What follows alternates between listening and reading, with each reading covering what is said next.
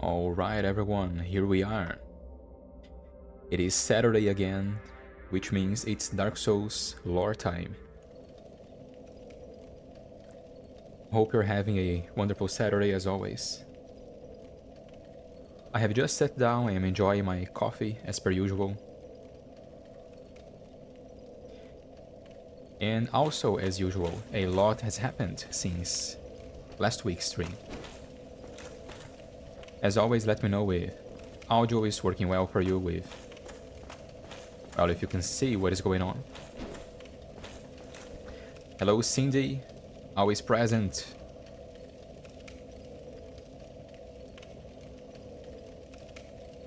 Taking a sip from my coffee right now.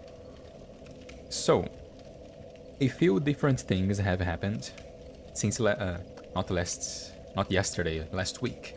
Since last week's stream, we have defeated the Gaping Dragon and we have gained access to the depths. Sorry, to Blighttown. Hi, Cindy. How are you, by the way? So we have gained the key to Blighttown. And one of the things which was actually worrying me since a few streams ago actually was getting my pyromancy glove, my pyromancy flame here to +10 before we got to Blighttown. Because I was mistakenly thinking that I needed to have it at +10 before defeating Quelaag, in order to spawn the NPC which will teach us pyromancy. And this isn't a pyromancy build, but the only reason I'm doing this is so that we can,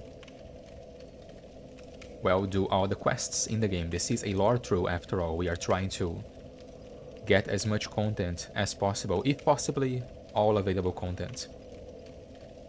It is easier to do that in Dark Souls 1 than it is in 2 or 3. There's way too much content in the other games, but I was actually mistaken. You don't have to have the pyromancy flame at +10 before defeating the spider boss, Quelaag, I believe she's called.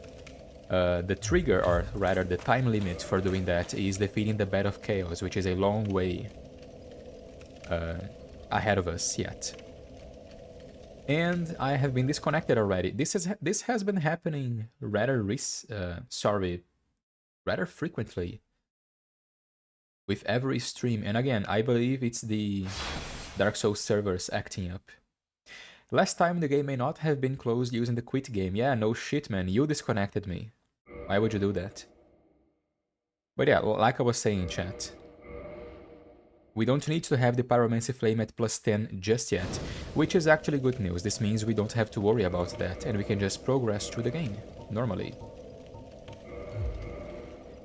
Which also means we get to use these souls we have right here to upgrade our stuff. I wouldn't mind upgrading our weapons a little bit.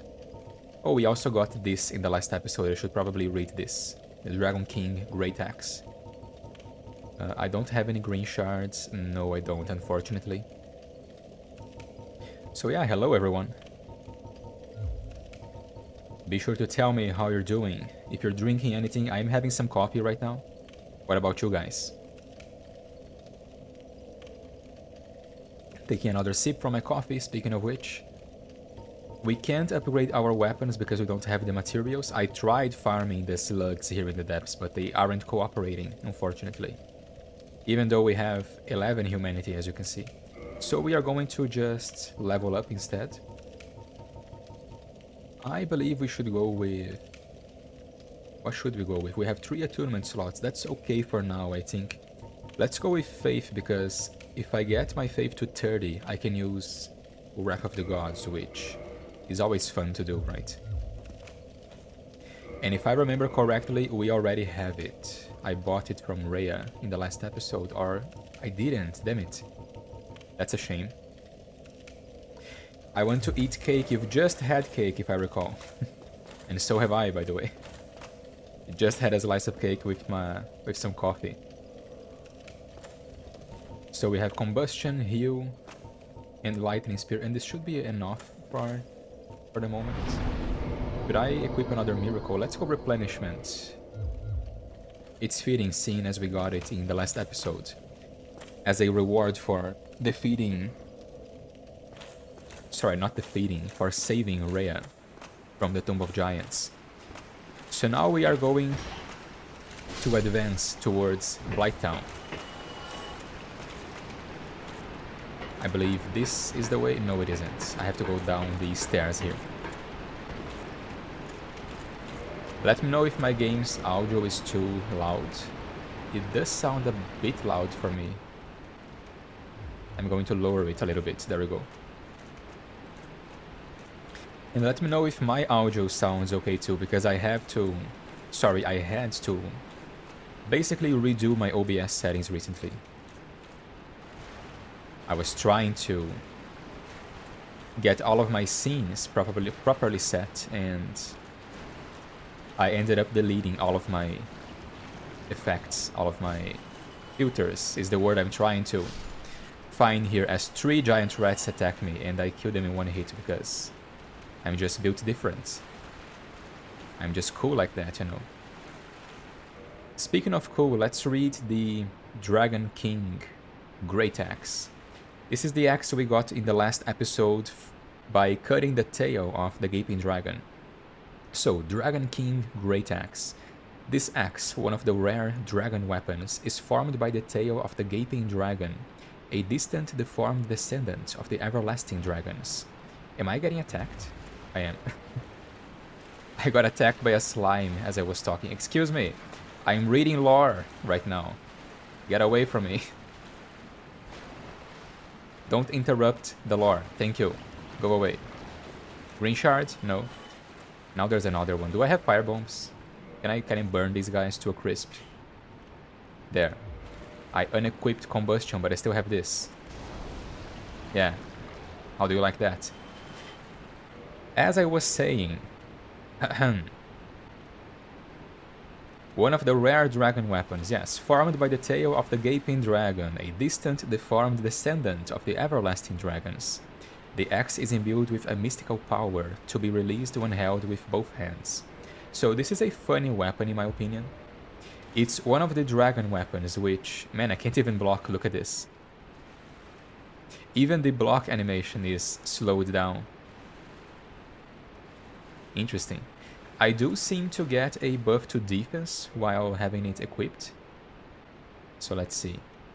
170 physical, 162 magical. If I unequip it, yeah, I lose some magical defense. Interesting. So I guess it gives you elemental resistances while having it equipped. All of the dragon weapons do that, I believe. The Drake Sword gives you status effect resistances, right? I think. No, that's also magical defense. 157, 142, yeah. So probably all of the dragon weapons give you elemental resistances, which is of course interesting. But what was I saying again? Yes, this weapon here is funny in my opinion because as a dragon weapon, it doesn't scale with anything. It deals pure physical damage, but it has no scaling whatsoever. But it still requires 50 whopping strength to use, so you have to invest a lot of points into strength. Like, you have to be essentially a pure strength build because there is no way to realistically have 50 points in any stat in this game while still being some sort of hybrid build, right? You have to sacrifice something at that point. So you have to invest a lot of strength. And then you get no scaling whatsoever from those 50 points in strength. So it's a strange weapon. It's a good weapon.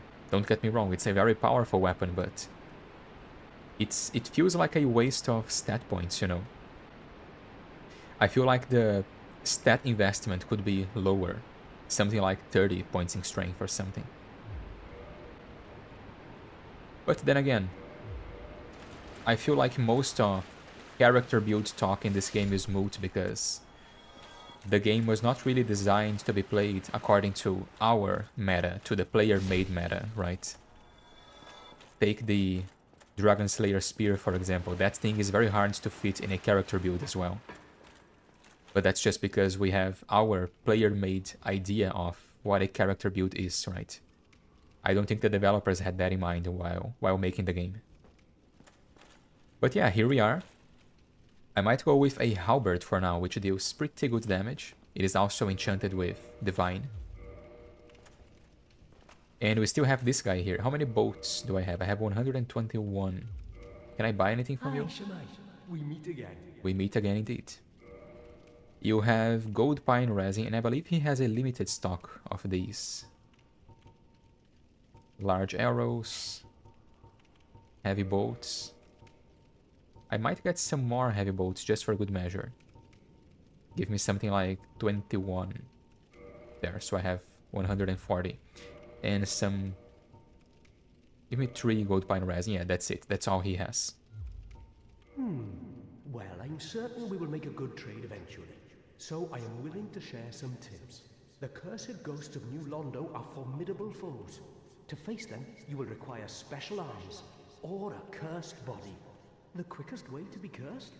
Try the bug-eyed lizards in the sewer. No, I don't think I will. To be sure. Yeah, desperate measures to be sure. Welcome, Lairn, to the stream. Thank you. That was a fine trade. I have this funny feeling we'll meet again soon, and we'll make another fine trade, of course. Alright, here we go. So that was another hint. Like I mentioned in the previous episode, he does give us hints depending on how many trades we've completed with him. So that's another gameplay hint. How to defeat the ghosts, which we haven't encountered yet on this character. We haven't been to the ruins of New Londo. Seems I am a bit early, says Lairn. You are, man, but that's okay. You are right on time, actually. We have just started. And down we go, chat. We are now descending into Blighttown. I did mention this a couple of episodes ago, but I feel like I have to mention this again. I love the... I guess you could say the narrative that is built with the level design of the lower Undead Burg, the Depths, and then Blighttown. The lower Undead Burg is, well, lower. It's low in altitude compared to the Undead Burg, the regular one. So you go down to the lower Undead Burg, then you keep going down to the Depths. And then you think to yourself, that's it, right? I can't possibly go any lower. This place is literally called the Depths. Except you can actually go lower. Then you open this ominous looking gate to Blighttown, and the first thing you see is this gaping hole on the ground. Which is, of course, eerily similar to the hole in Majula. Possibly the very same hole or inspired by this hole here in Dark Souls 2. Only if there's a way to use the Prepare to Die edition texture to the Remaster edition. The Prepare to Die texture looks pretty good compared to the Remaster in my opinion. Honestly, I haven't noticed a great difference in texture quality from the Prepare to Die to the Remaster. There is definitely a noticeable difference in things like visual effects, you know. Things like fire, lightning, magic, the fog walls. But texture-wise, if there is a difference, it's really not that big, in my opinion anyway. Seems they've invested in things like, well, again, effects and lightning as well. Which, in my opinion, tends to have a very noticeable impact in how the game looks. People tend to overestimate things like texture, right? People obsess over having ultra 4K or 8K texture, but really, things like lightning and the position of lights and shadow have a much bigger impact on how a game looks, in my opinion. So, if I had a bow, I would shoot that guy in the face right now. Do I have one? I believe... oh, I do have a bow. So I can manually aim with the bow. Then switch to the crossbow. Oh, wrong button. There we go. Switch to the crossbow. And then shoot. Oh, it worked. That's how you manually aim in Dark Souls 1. With a crossbow, anyway. This is one of the things which they should have added to the game, you know, with the remaster. And is this guy gonna jump off? He's not. But I can plunge attack him. Yeah. Ooh, the damage. No. Missed. No follow-up. No, sir. That's why I love the halberd, you know. Village body, Dunpai. It's possible to do that with binoculars. Yeah, it is, but it's a bit more difficult because there is no crosshair, right? I did do it a little bit in the last episode, I believe. Much easier to do in Dark Souls 2, where you can use the binoculars on one hand and some ranged weapon on the other. So this guy just dropped quite literally a pile of, well, shit, for lack of a better word. So let's read that. Dunpai, atrocious fecal waste material. Throw at enemy to build up toxins, but also builds up your toxicity. Although the stench makes it difficult to carry on one's person, turning an enemy toxic inflicts high damage over a period of time. You don't get to aim with crossbow without crosshairs, yeah. Unfortunately, we don't. But I wish they've added that functionality to the remaster, you know. And I feel like it would have been easy to add, you know. But unfortunately, this was a, well, cheaply produced remaster. They just upgraded some of the effects and then called it a day, you know. So we are going to outreach these guys with the halberd. Man, the damage on this thing is great. Look at this. That's 309 damage. And why did I hotkey the Dunpai? I'm not going to use it. Not sure why I did that. I would prefer not to provoke more than one at the same time. Running attack? Oh. Now we got a running attack. Oh. Can I backstab you? No.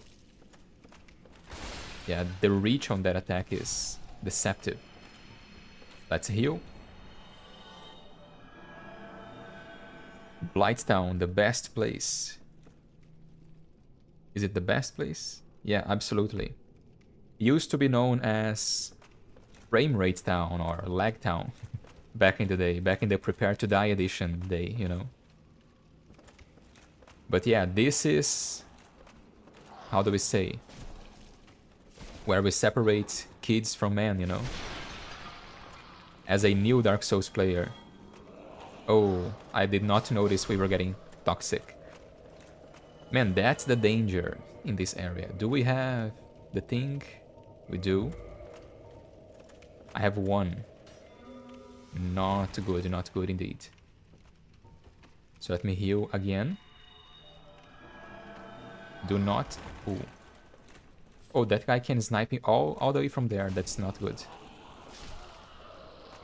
Again, okay, this might be a problem. That was my last purple moss thingy. Let's go with the spider shield for now. And if I kill that guy, he should drop more blooming purple moss. What level are you? I believe I am somewhere around soul level 30. A little bit over soul level 30. Yeah. Give me moss. Oh, that's not good. Not good at all. Luckily, there is a bonfire not too far away from here, so we should be okay. I should be able to out-heal this toxic right here and sit at the bonfire. I should have brought more moss, however. That was on me. Oh, the area attack. You're not going to grab me, sir. So that is... Oh, my mistake. I am soul level 41, actually. A bit over-leveled, probably. But I got a bit carried away with co-op. Need more vitality bad? Yeah, I do, man. I've been neglecting my vitality a little bit. I tried to get to 20 faith as soon as possible on this character so that I could use Lightning Spear early on. But I will be investing more into Vitality and Endurance now. I feel like my damage stats are at a good point for now. So let's try to get to the bonfire, preferably without dying. That would be nice. I would do the Yaito jump later. Get away from me, sir. Thank you. Man, toxic in this game is crazy. There's more enemies here. Are you kidding me? Can I plunge? No. Goomba stomped me. Okay. I think I got a counter hit on this guy because we did one-shot him. So counter damage with the halberd is no joke. A soul.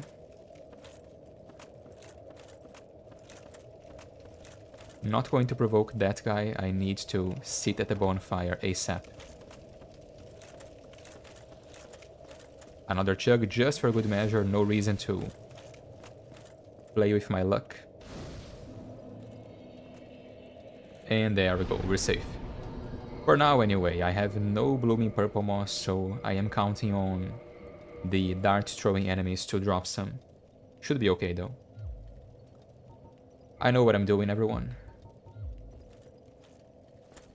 Is what I would like to say, but just watch me get absolutely destroyed by this level.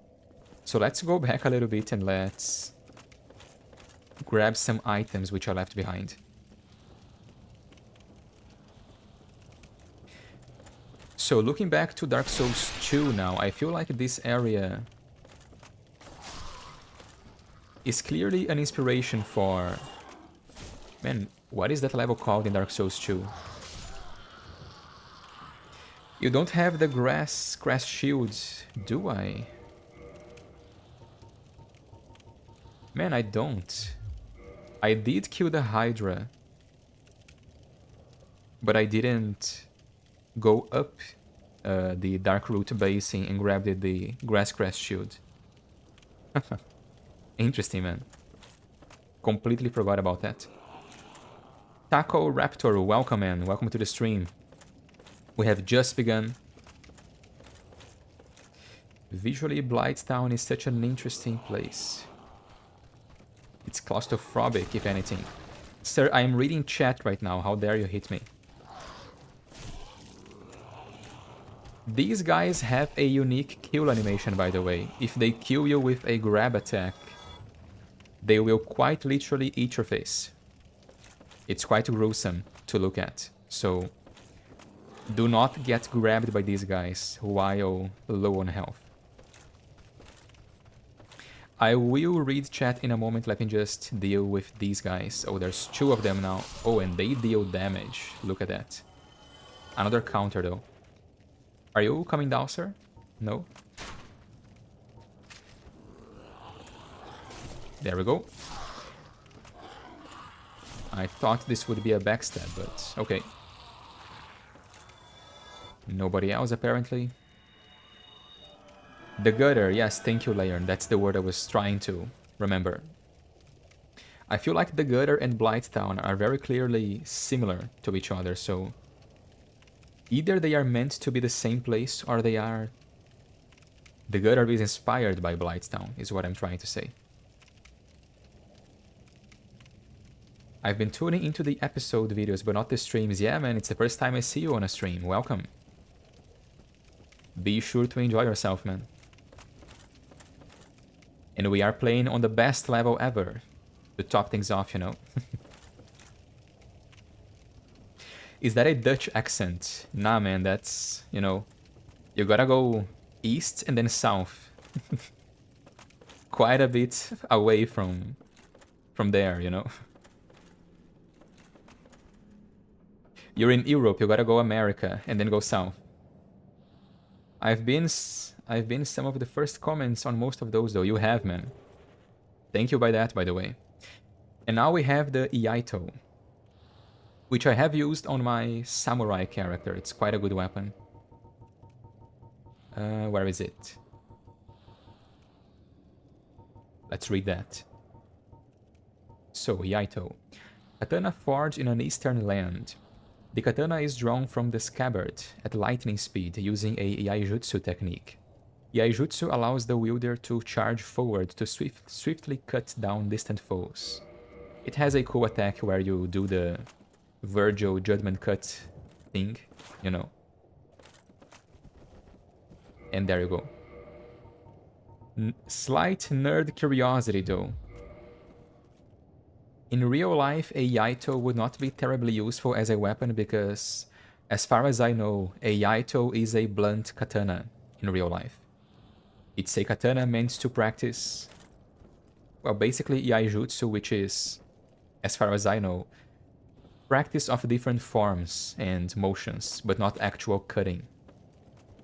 Do correct me if I am wrong, but I believe in real life a Yaito is a blunt katana, which isn't the case here. Yaijutsu does involve some techniques which attack as you draw the sword though, so that part is correct at least. Let's go back to the halberd. So let's check chat for a moment. Best shield of the game, yeah, unfortunately I don't have it yet. I will grab it as soon as we are back to the surface though, which may take a while.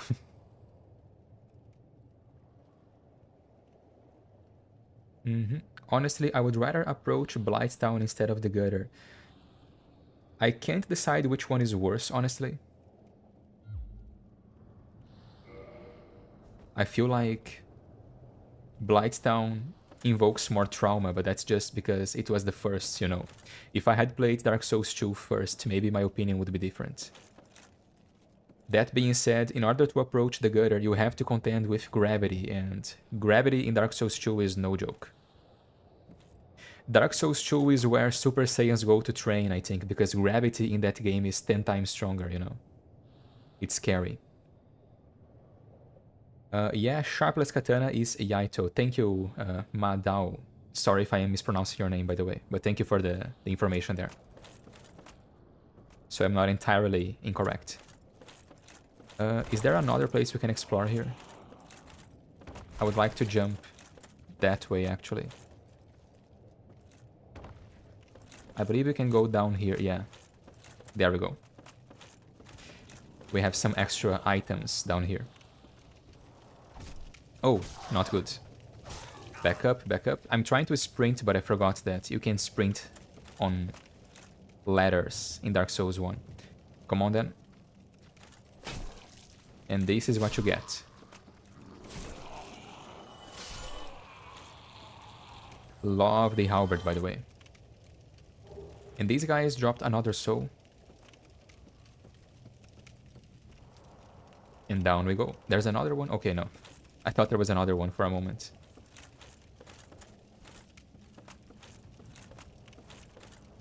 But yeah, whether the gutter is Blighttown or it's only inspired by Blighttown is not 100% certain, right? The gutter is like Tomb of the Giants, Blighttown mixed into one. It's dark, hard to navigate, lots of tough and annoying enemies, yeah man. Design-wise, they are clearly meant to be a mirror to one another, right? Oh, 3 blooming purple moss, this is going to be useful. I'm going to hotkey that actually. The thing is, I have this theory that Dark Souls 2 isn't connected to Dark Souls 1 and 3. And I think Dark Souls 2 takes place in a separate universe, in a dream dimension of some sort. So, in my headcanon anyway, there is no way for the gutter to be Blighttown because that game doesn't take place in the same universe as this one. It's either a painted world of sorts or some other sort of artificial reality, you know?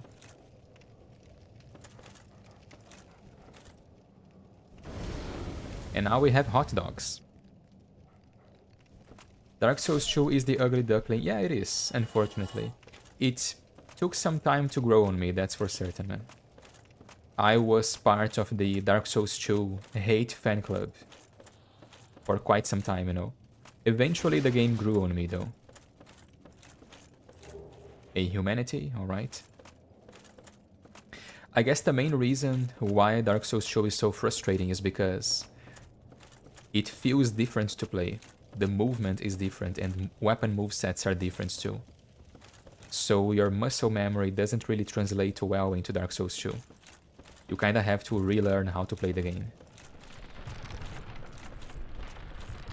I hate this bridge though, this wobbly bridge. There we go, we survived. Needing effigies.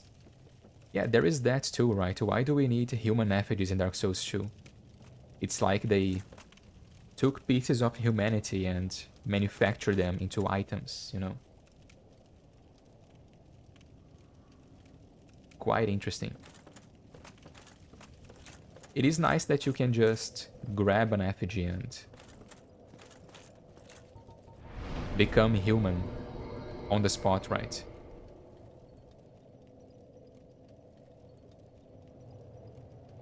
Dark Souls 2 is my favorite game in the franchise solely because of how they hold straight sword and katanas. That's true though, the stances in that game are much more realistic, right? And great swords too, there's some very cool Hema-like moves with great swords. Ah, here we go again. Another disconnect. But yeah, I have seen people commenting on this. The stances in Dark Souls 2 are much more realistic. Some of the animations were carried over to Dark Souls 3, namely some greatswords have the Dark Souls 2 moveset, but not all of them. And I really wish the remaster would give you the option to just log in while offline and then automatically logging you into the game if the servers start working again. But alas, for some reason, that's not how it works. The gutter looks like one of my dreams when I was a teenager. I didn't know about Dark Souls at that time. It's like common nightmare of human. Man, that's scary. That's a scary dream, man. Must have been an interesting experience playing through Blighttown for the first time then. And going like, wait, I've been here before. I do not want to attempt to log in again. Let me play offline, please. Yes, thank you. I don't think it's my internet acting up. I think it's the Dark Souls servers. Has this been happening to you too, chat? Have you been having connection problems playing Dark Souls? This has been happening a lot to me, both in Dark Souls 1 and 2.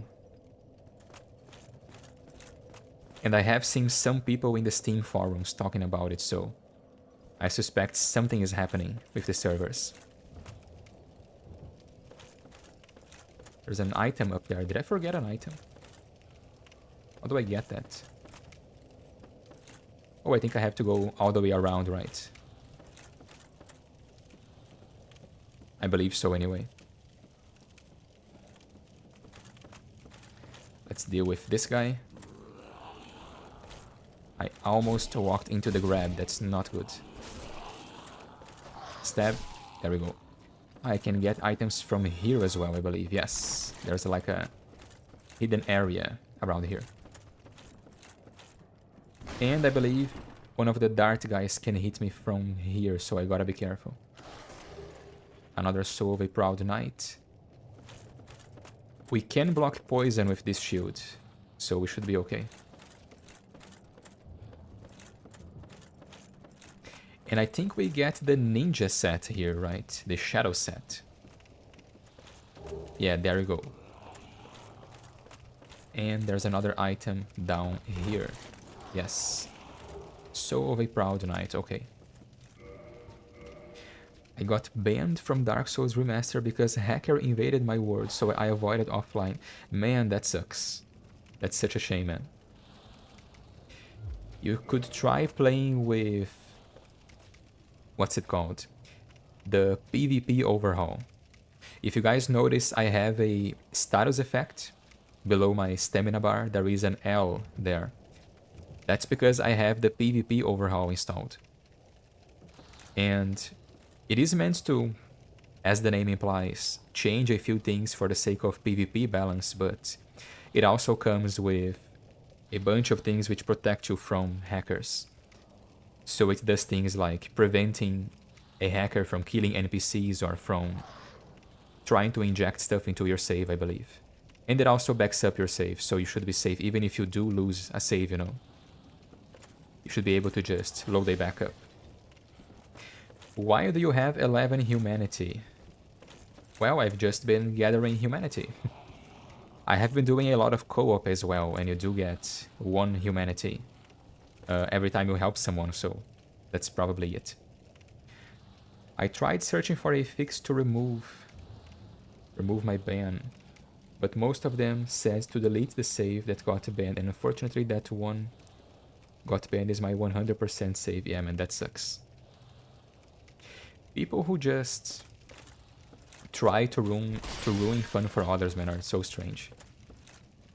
But try using the PvP overhaul. There is an optional file on the PvP overhaul download page that is apparently a anti-ban file. So if I understand things correctly, it should dodge the banning system, you know, should allow you to play the game again. Maybe give that a try sometime. See if it works for you, man.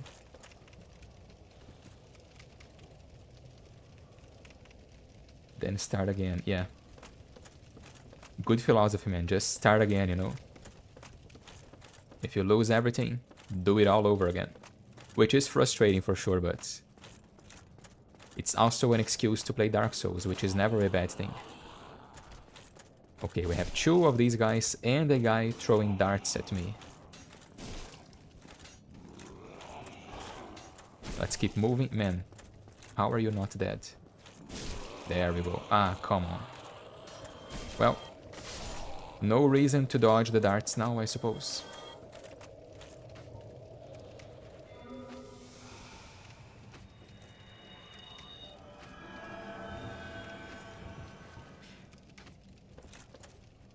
And he's still trying to hit me. Let me switch back to... Let's go Claymore for now. 275 damage, yeah. Should be okay for now.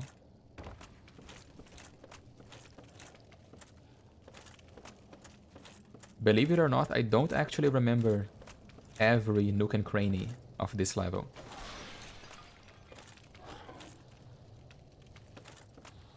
I think I jumped down to a platform that has no stairs. Sorry, no ladder going down.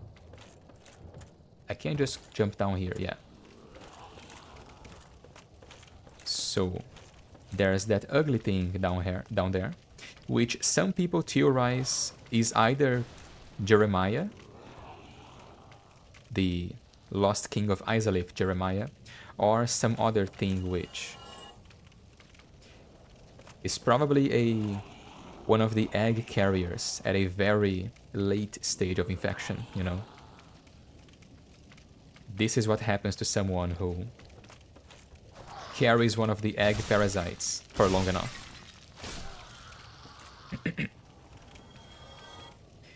Do the darts do any damage besides poison? I haven't been watching your health. I believe they do a very small amount of health damage. Like a few points of damage at best. They are there mostly for the poison though.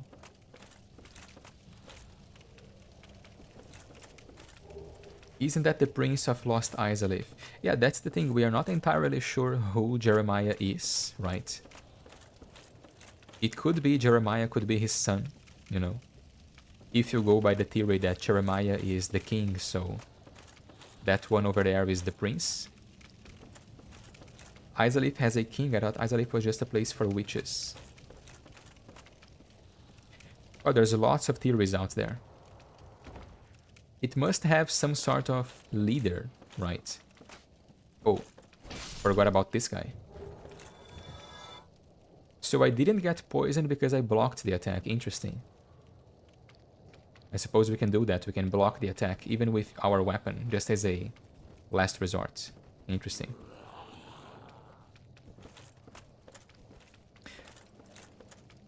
But yes, I believe Jeremiah is a king, right? That's what he's called anyway. The Xentos king, Jeremiah. And he does have Chaos Pyromancy. He knows how to use Chaos Pyromancy. So there is some sort of connection to Izalith.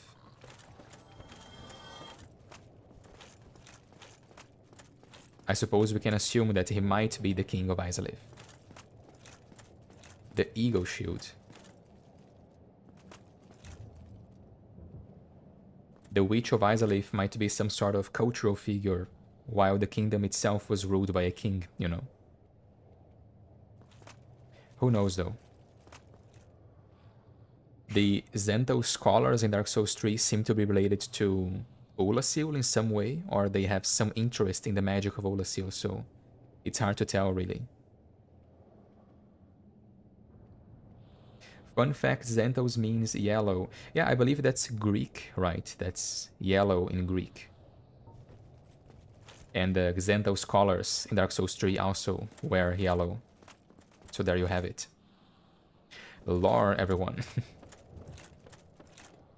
But it is quite interesting that he wears a giant hat that is shaped suspiciously similarly to that thing over there. So it makes you wonder what is hiding under his crown, right? The game calls it a crown, but it doesn't look like a crown to me. One thing that I learned from a DSR cheater is he is using a glitch to duplicate his souls to level up the resistant level. And it works like you have another armor. So he is forcing you to level up the useless stat, basically. This man, it's like the Joker, you know, he just wants to see the world burn.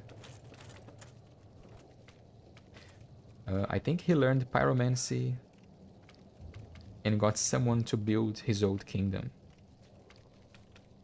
And go somewhere to build his own kingdom.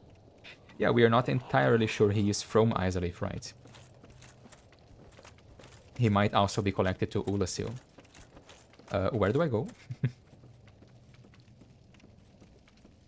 Is this the way? Right, this is the way.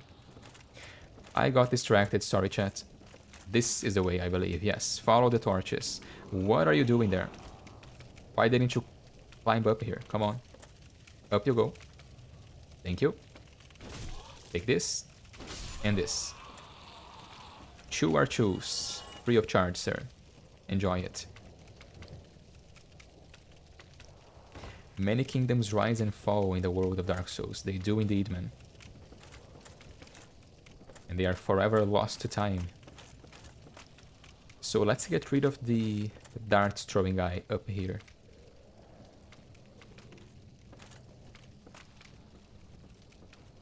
"99 resistance." The invincible man, you know, the resistance man. You can't hurt me, I have 99 resistance. Oh, he has a melee attack. Look at this. Do it again. I dare you. Come on, do it. Look at this, chat. I have never seen this before. Do it again. He can push us. Interesting. Die.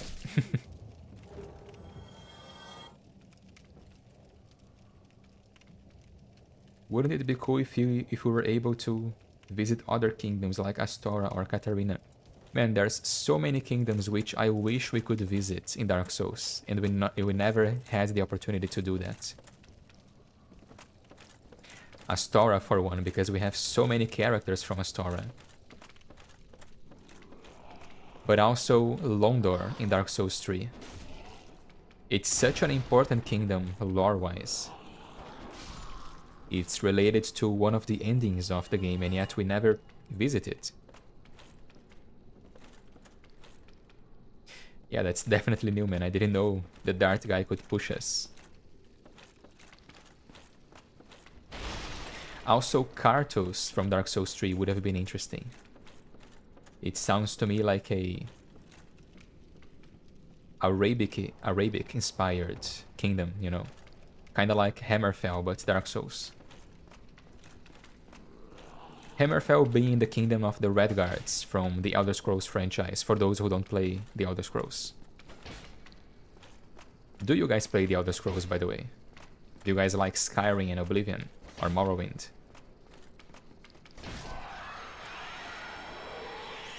We have killed this ugly thing, and they were protecting a pyromancy tome, as we can see here. Pyromancy, power within. So let's read that, and let's also read some other stuff we got. Power within. Pyromancy of Carmina, who harnessed the power of flame to actualize the inner self. Short strength and endurance boost, but lose HP. Excessive power eats away the life force of its caster, and like all dangerous spells, Power Within was kept secret for eons. So this is an old spell, quite an old spell, which was being guarded by this ugly thing here. It also shows to... Sorry, it also serves to show the versatility of pyromancy, right? It's not used only for casting fire. You can manipulate your inner fire to produce other effects as well.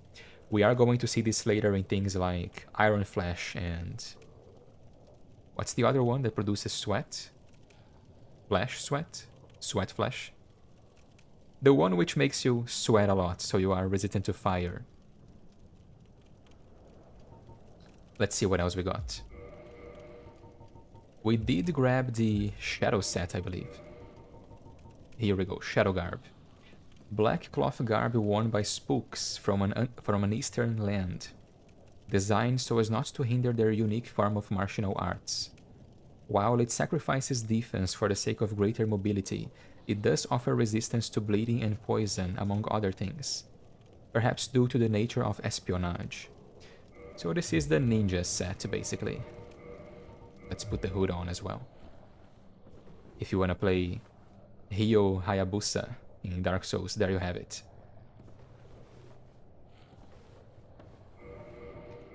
Pretty good set. Reminds me that I have to make a ninja build. I haven't gotten around to doing that yet. The Sable Church of Londor must be connected to New Londor, where the human live. Yeah, exactly. I've talked about this in the previous... No, at the end of the first stream, actually. So that would be episode 5 of the lore series on my channel. The Church of Londor is quite clearly a continuation of New Londor from Dark Souls 1, but also of the Cult of Velka.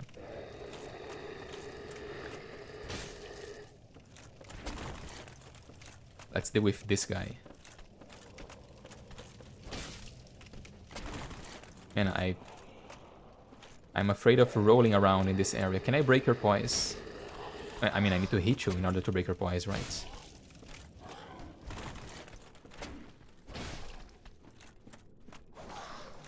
That's going to be an attack, yes. Take this. Take this. Oh, that sucks. Backstab. There we go. That's what you get, my friends. Vinheim also sounds like a cool magic town. I would imagine Vinheim will be filled with lots of floating buildings or something like that. Yeah, Vinheim is where we have the magic school of Vinheim, right? The dragon school. Interesting how magic is always associated with dragons, right? Possibly due to Sith. Most likely due to Sith, actually. But it would have been interesting for sure. I can't recall if Vinheim still exists in Dark Souls 3. I know Astora has fallen already in Dark Souls 3. And most of the kingdoms mentioned in Dark Souls 1 and 3. Mira as well. No longer exists, but... Does Vinheim still exist? Velka is behind the Church of Londor. Yes, there is some correlation between the Cult of Velka, as seen in Dark Souls 1, and the 3 sisters who serve the Church of Londor, and who try to basically convince our character to become the Dark Lord in Dark Souls 3. The servants of Velka in this game are known to be very agile swordsmen, and usually they use rapiers. There is the Velka rapier in this game, which says that, and also the Pardoner set, I think that's how it's called. The set used by Oswald, I believe. Oswald of Karim, who is the Pardoner of Velka. We have many item descriptions which mention them being very skilled swordsmen. And then we have the three sisters in Dark Souls 3, which are also very skilled swordsmen.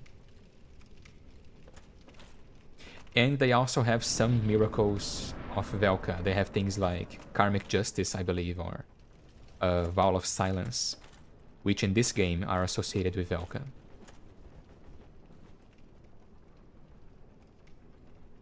And in Elden Ring, miracles, incantations are linked with also dragons. Yes, Miyazaki sure loves to keep certain themes active, right? We always have, well, certain things which repeat themselves, right? Magic being associated with dragons in some way. Back at it again with the Lore Master. Welcome, Joshua. Nice to have you here, man. Back at it again indeed, man. Is Sif the founder of Magic School?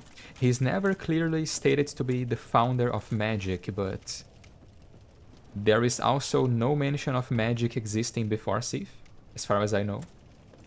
And his relation to magic is also quite noticeable. Possibly he explored magic as a way to compensate for the fact that he didn't have immortality, right? He was weaker than the other dragons. So that's why he studied magic. He found a way to coalesce the soul into a weapon, basically. So either he is the founder of magic, or he is the founder of the specific school of magic which Vinhai practices. Yeah, that makes sense actually, come to think of it, because Oolacile has a different form of magic, so maybe things like Soul Arrow and Soul Spear, which changes souls into a weapon. These were founded by Sif, and then other forms of magic like illusion magic come from other places. But this is all just speculation on my part, you know. The source is, I made it the fuck up, basically. That's the source, you know. There you have it. So we have a risky jump here, and now we have the whip. Whip it. Whip it, chat. Never used the whip in any Souls game. Maybe I should, man. Maybe I should make a dedicated whip build at some point. So, the whip. Ladder whip. Not intended for battle. Virtually ineffective against armor and tough scales, but quite formidable against enemies with exposed skin. Does it do bleeding? It doesn't. That's the notched whip from Dark Souls 2, which I have in mind. And from Dark Souls 1 as well, right? We can get it in Dark Souls 1. It's the one that Jeremiah uses, actually. So let's jump down here. Try not to die, preferably.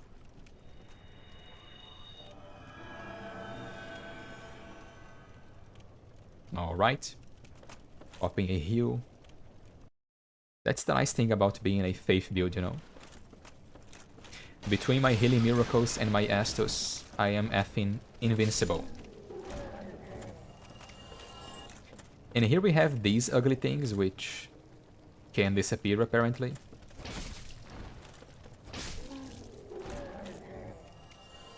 These are probably...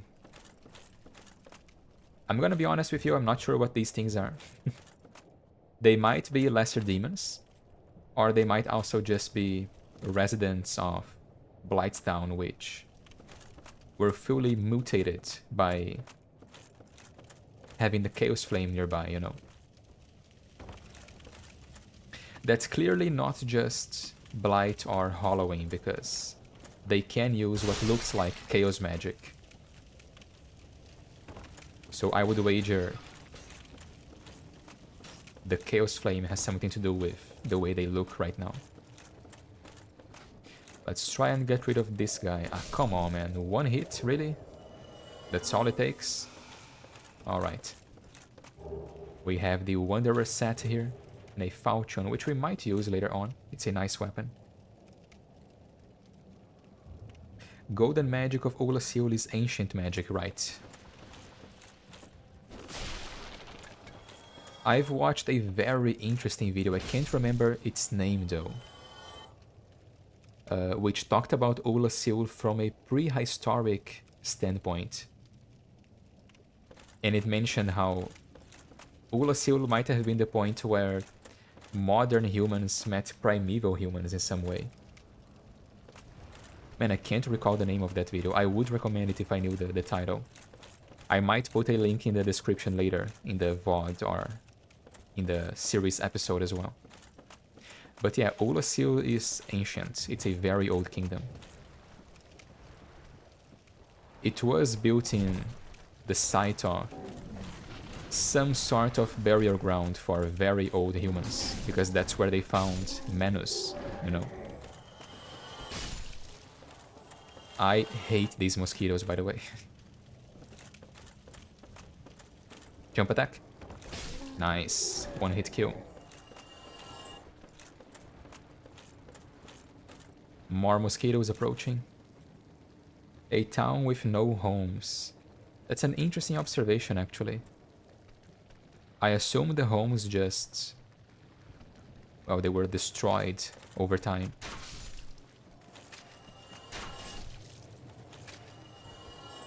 The only thing left of the houses here are the endless piles of wood, basically. Plunge attack. And the reach on that thing.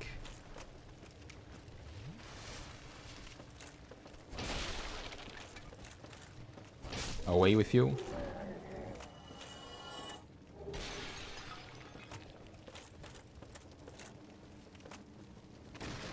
Mosquito.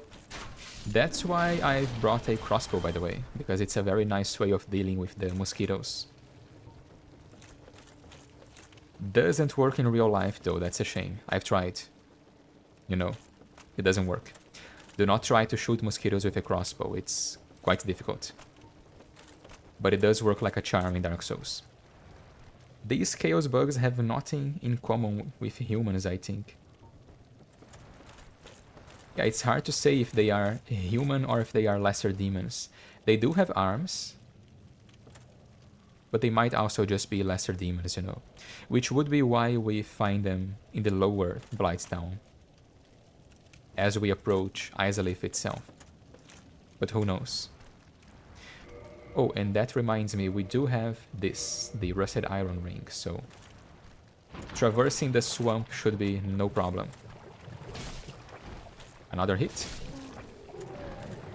Falchion is a great weapon, yeah man. R1 for days. R1 for days. Okay, did you guys see that? That scared me a bit, actually. Alright, interesting. Getting jump scared by falling enemies. Use the binocular to watch them closer. That's a good idea, actually. Let me equip the binoculars. There we go. So let's check this guy here. Hard to see because he is half sunken into the mud here. Can we bring you to solid ground? Come on. That's better, I believe. So they have what looks like a head with many holes on them. They also have wings. Yeah, they are quite mutated. And mutation is usually a sign of chaos in Dark Souls lore, right? If you have parts coming from multiple... If you have body parts coming from multiple animals, that's usually a sign of chaos or chaos magic of some sort. And the fact they have mosquito wings indicates they might be demons or they might be deformed by chaos. The witches of Izalith were not demons at first either, and they acquired demonic parts later, so maybe this is what happened to these guys. Maybe they were human at some point and were deformed by the chaos, you know?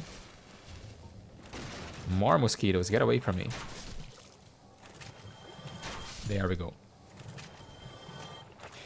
We are running out of Estus, but we are also quite close to a bonfire, so we should be okay. Right, we are going to explore this area more thoroughly later. What is this guy doing here? He fell all the way from up there, I think. And we are also going to be invaded here, if I recall. Because we are in human form. More mosquitoes. There we go.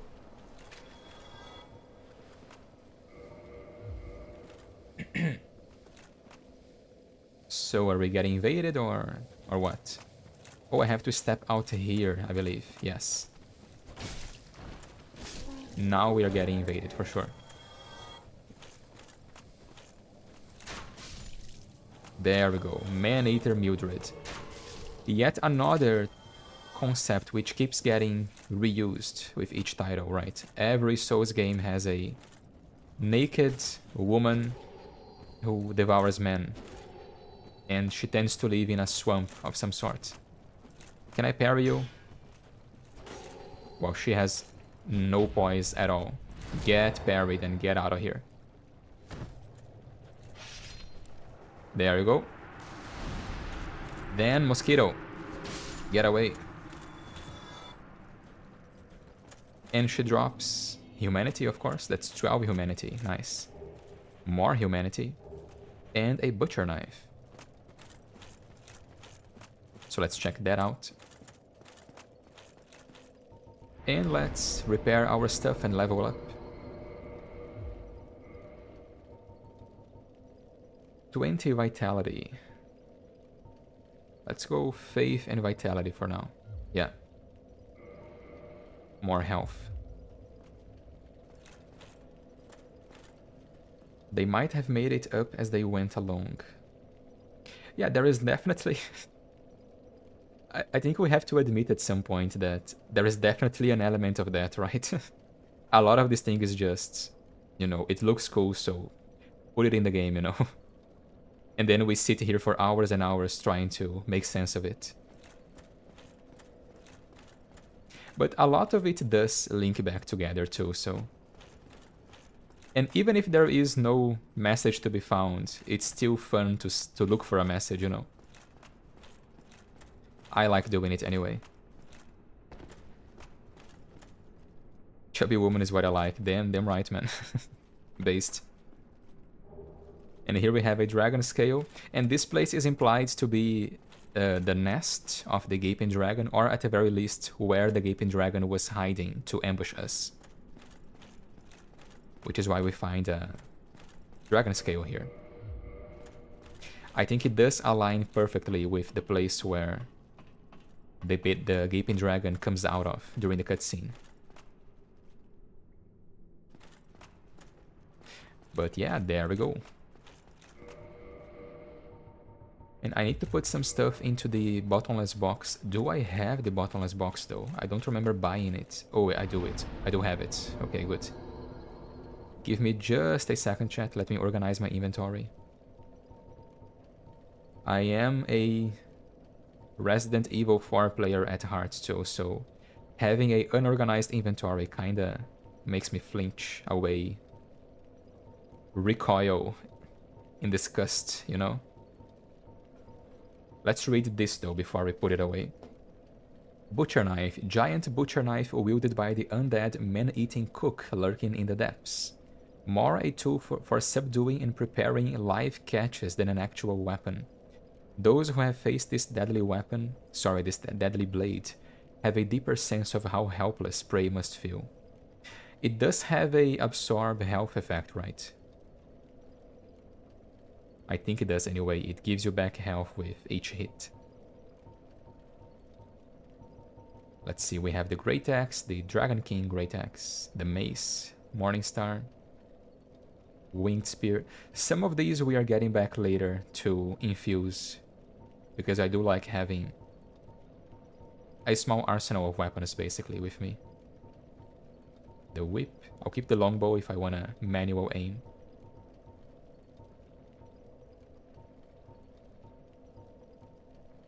I have 2 skull lanterns, so let's store these.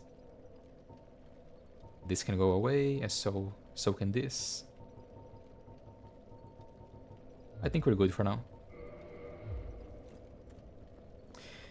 If it was then, it means the Gaping Dragon is something mutated from the Chaos Flame, or at least have some connection. It would make sense that it is mutated by the Chaos Flame, but again, things which are mutated by Chaos tends to have body parts of many animals mixed in them. That's a sign of Chaos magic at place. That's why we have spider people, and that's also why we have the... what's it called? The Sanctuary Guardian, which is basically a chimera or a manticore. It's a lion with parts of other animals as well.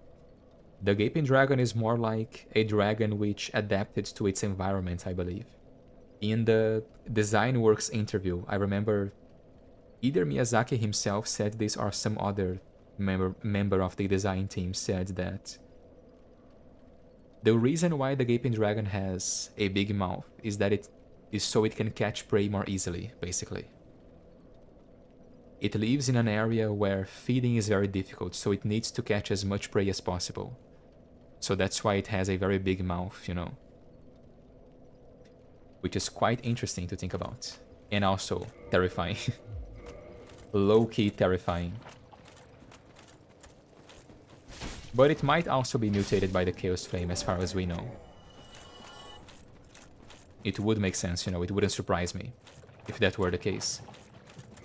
Let me hotkey the regular purple moss as well. We have quite a lot of them.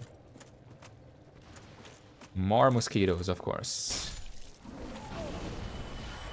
Get out of here, man. There we go. So let's explore this area. Let's grab as many items as we can. I wish I had some sort of item discovery boosting equipment right now, but sadly we can only get it later in the game.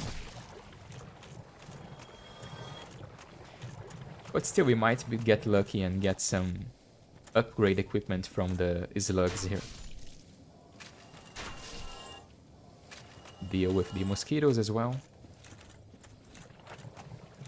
I believe we have the Pyromancer set here, yes, and also Poison Mist. So let's get rid of these mosquitoes and let's read this. Poison Mist. Unique pyromancy crafted by E.G. Considered a heretic even at the Great Swamp. Creates Poison Mist. E.G. became an egg-bearing undead who serves a deformed young girl who speaks an unintelligible tongue. So that's the guy who gives us entrance to the Chaos Servants Covenant.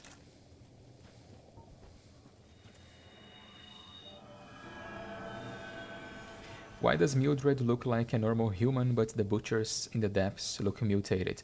I would assume the butchers in the depths are just hollows, you know. I think the reason they look big is just because they are big, you know. They are very buff and very tall people. It might also be that it wouldn't be possible to model an invader using a different model than the player one, you know. So they just had to go with that. You can give skull lanterns to Snuggly to get a ring. Which ring is that, again? Because I remember you get something unique if you trade a skull lantern with Snuggly. But I don't recall which ring you get. Is it the witch ring? The old witch ring? Because I have that as a starting gift already.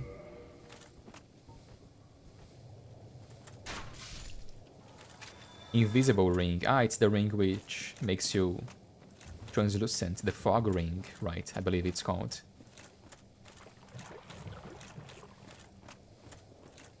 But yeah, the undead butcher is just, you know, strong.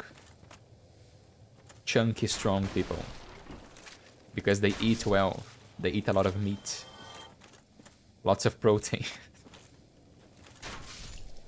Man, it keeps making sense, man. The more I speak, the more sense it makes. I gotta stop. We have another slug here. Can we get Titanites? We can't. Damn it. I have not been lucky with upgrade materials on this character.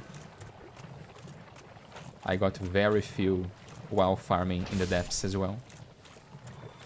At least I can one-shot these guys. There. No upgrades. Oh, and we do have this as well. We can counter the poison using replenishment. It's quite a neat thing you can do with this miracle. She is some kind of Aldrich, I think. You mean she was mutated some way. But the Aldrich Knights are mutated because of the rings they use, right? In Dark Souls 3. But yeah, there's all sorts of mutations which can happen in the Dark Souls universe. White Titanite comes from Bone Totems. Bone Totems.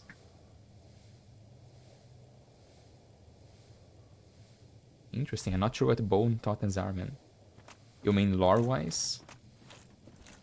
I believe all Titanite comes from the Titanite slabs, right? Which themselves are pieces of the blacksmith deity. So that's a large Titanite shard.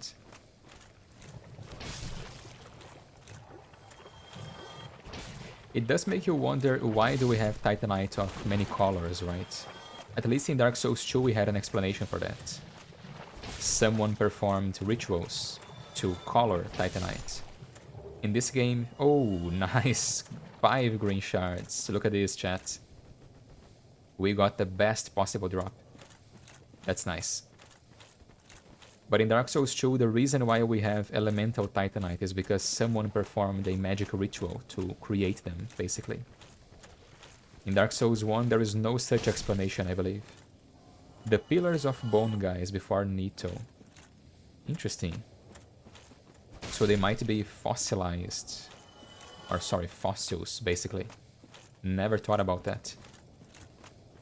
We do find them in an area with lots of bones, so it does make sense, I suppose.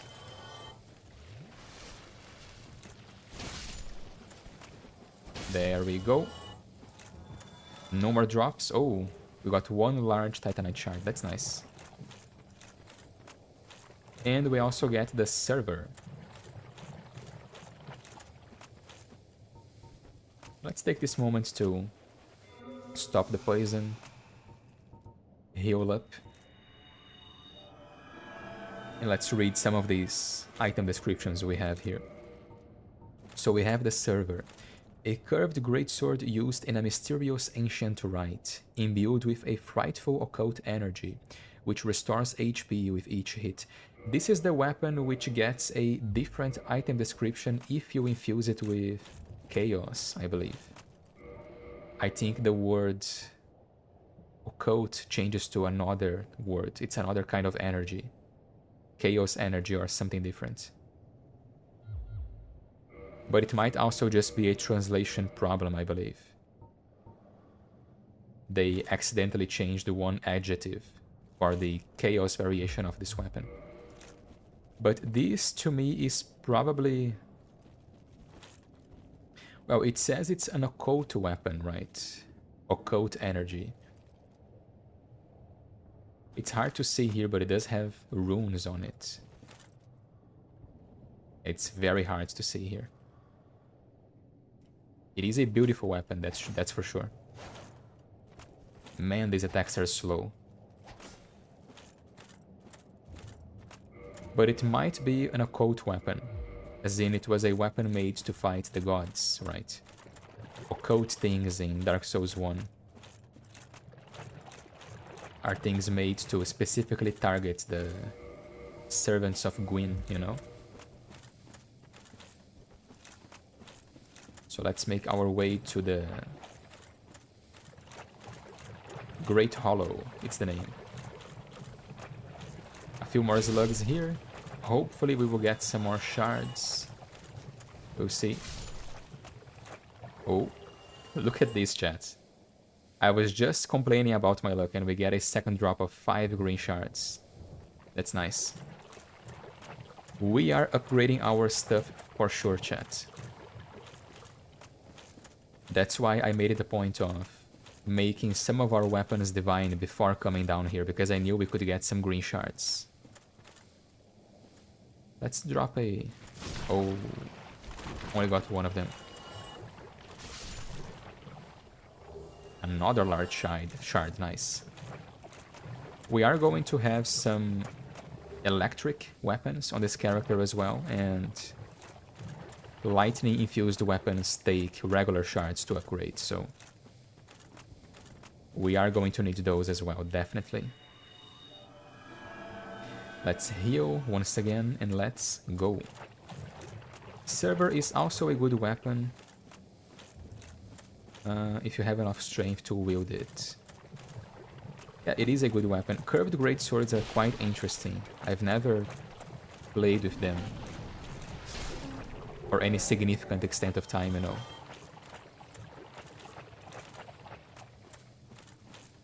The server's shape is exactly the look of a... Sorry, let me read this more carefully. A tool, a garden tool, or forest used in your country. Yeah, it looks like something meant to... How can we say it? Hook. Oh, let's not die, preferably. It looks like something meant to hook and cut, judging by its blade shape. Oh, they have melee attacks as well. Interesting.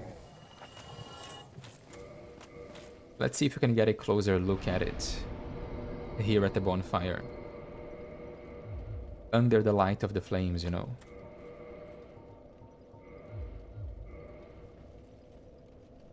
Yeah, you can definitely get a better look at it here. Look at the blade, man. It's beautiful. It has engravings all over it. Yeah, it looks like it was made to hook and then cut, you know. And judging by the motion your character does while attacking, that's exactly how you would use it. Very interesting. And it also has a absorb health effect, so it can be useful on a regen build, which is not that easy to pull off in Dark Souls 1 because there's not a lot of health regen effects in this game, unfortunately. So let's upgrade our stuff. I would like to upgrade. Let's go our longswords. It would be nice to get it to lightning as soon as we hit Enerlong though. And oh, we have a lot of green shards. Look at this, we have 11. So let's upgrade the claymore. But let's not neglect the halberd either. So we can make the halberd +4 or the claymore. Let's make the claymore +4. And then the halberd. Nice. And let's check the damage. That's 365 damage. We were doing just under 300 before. Now we are doing almost 400. That's a huge increase. The scythe is a tool too. Yeah, many weapons in this game are repurposed tools, you know. And the game does make it a point of telling you that. Usually when you grab something that isn't meant to be used as a weapon, it does say that in the item description. Nevertheless, you can use it to slay your enemies. To slay the gods themselves if you want to. Memories of someone beating Dark Souls 2 using the handmaid's ladle. The handmaiden's ladle.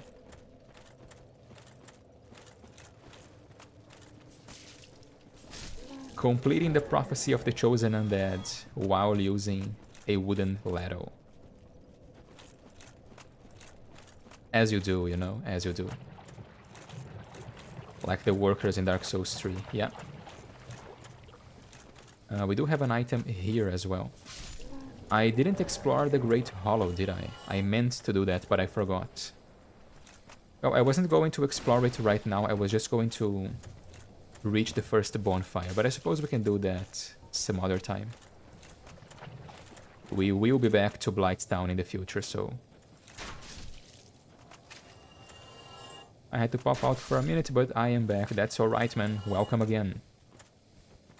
We just finished exploring that side of Blighttown, and we gathered a bunch of green titanite shards while doing that. So now our weapons are dealing some nice damage. Speaking of which, speaking of nice damage and being ready for the boss fight, I am going to drop my summon sign here. I don't plan to... Oh, am I getting invaded? I might be getting invaded. Interesting. Interesting. Oh no, I am offline, right? The stupid. Let's try reconnecting. Let's see if the servers have decided to cooperate with our stream here.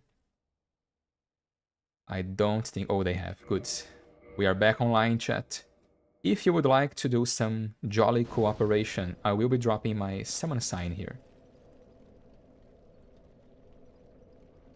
Still getting your miles out of the halberd, I see. Man, we are going to use this thing till the very end of the game. It's going to be one of our main weapons. I love this thing. Thrust damage and regular damage, you know, and nice AoE attacks as well. So yeah, we are going to use this. We are going to have a few different weapons on this character. Either with the Divine Infusion or the Occult Infusion. So here's my sign. You can spot it easily by its brilliant aura. If you miss it, you must be blind. So check it out if you want to do some co-op. It's gonna be here. I am soul level 43 with +4 weapons. Although I do have a +9 Pyromancy Flame, +8, sorry. So it is probably pushing my summoning range a bit up. But it should be okay. Did you get any of the Black Knight weapons? I don't believe I have on this character. I don't think I have. I might have gotten the Greatsword from the Black Knight in the Undead Burg. But I might also be misremembering it. Also, I have completely forgotten to properly explore the Darkroot Basin, and we are getting summoned. Let's do this. I have just realized, chat, that I forgot to hit the record button, which means I am not recording footage for the actual YouTube videos. I am stupid. Okay. Hello, Hippo. Greetings, sir. Okay. Oh, there's another Sunbro here. Check this guy out. Kangax. Man, that is a badass loadout. Look at this guy. Bro has the Gwendolyn set and Lautrec sword. The Shotel. Very cool looking set, man. Okay, so lots of things are happening at the same time. I got a bit confused there, but yeah. Thankfully, I should be able to download the stream later and then use footage from that and then switch to the actual good quality footage from this point onwards, because I have hit the button now. But yes, I don't have any Black Knight weapons, I believe. I completely forgot to kill the Black Knight in the Darkroot Basin as well. He is summoning another Phantom, so he has used the Dried Finger, I believe. Astro, cool name. Lore-wise, Gwendolyn is actually a pretty cool guy. Is he now? This guy has the Channeler set. Quite an interesting party we have here. Man, Mildred is going to get absolutely destroyed. Fight back. Fight back. Alright, there we go. Absolutely destroyed. The mosquitoes are lagging as they usually do. Look at the party we have here, chat. Bandit Knife and Pyromancy Flame, such interesting character builds. We are exploring the level, apparently. Alright. And I need to set some sort of reminder to force me to hit the record button as I start streaming, because I tend to very easily forget to do that. I did lose about an hour of footage just now. That sucks, but oh well.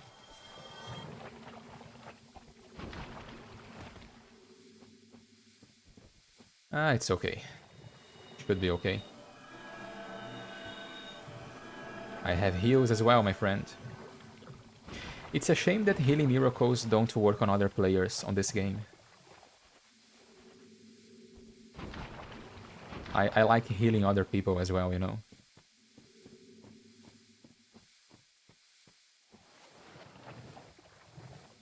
I like being a cleric type of character, healing the party as we fight.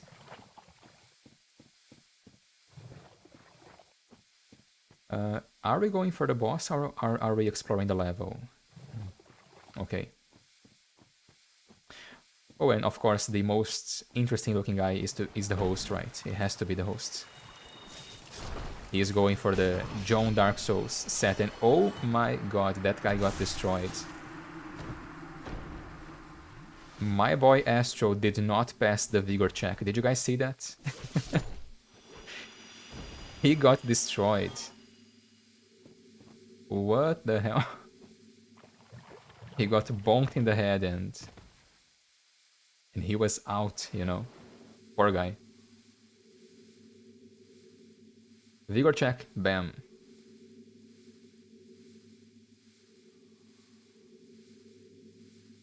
Got some pretty serious string lag at the moment. Oh, that's not good. To the weird servers. Maybe another healing miracle? Man, that is not good. Let me know if I'm still laggy, chat. I am getting normal enemy lag that you usually get while playing through Blighttown. In a multiplayer session, that is. Do I have purple moss? Why did I unequip my purple moss?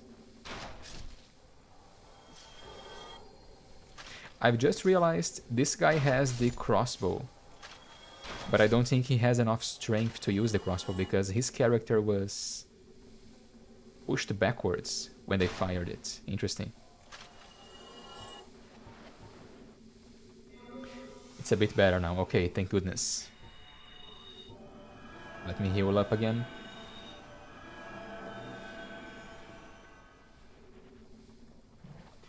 And I'm going to pop replenishment one more time just to counterattack the poison, basically. Counteract the poison, sorry. So I don't lose as much health. It would be good if this guy could make up his mind, though.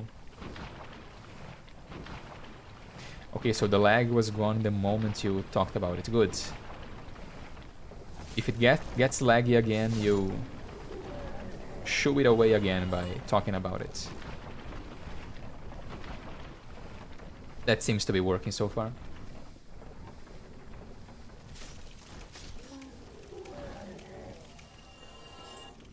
Man, I miss doing co-op sessions like this. Think Hippo is a noob. Do you think so? That might be the case, yes. Maybe he doesn't know where the boss is. Could it really be, chat? Are we really getting new players at this day and age? Surely not, right?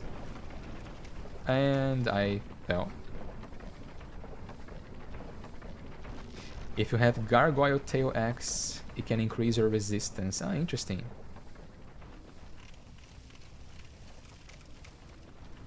We are getting out of the poison area, so we should be okay.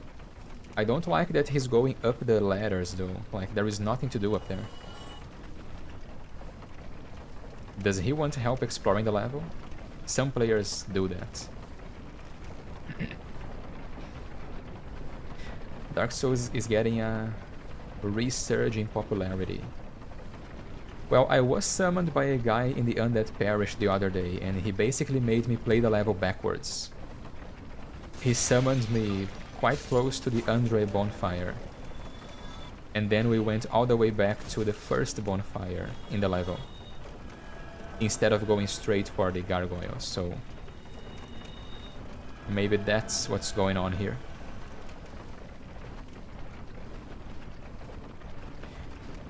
I actually recently went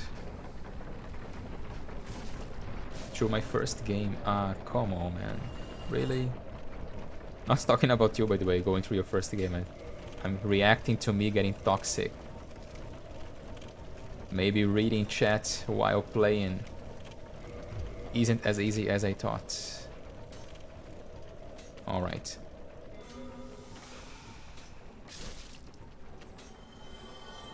Hippo. I have limited healing, man. Come on. So, Taco Raptor, have you played Dark Souls for the first time? Is that what you're saying, man? Because if that is the case, then welcome to the club, man. Welcome to the Souls Club. Hope you enjoy your stay. But it is nice to see people trying this game for the first time in 2025, man. I suppose we do get a lot of people who played Elden Ring as their first Souls game, and then decided to go back and try out the first games in the franchise.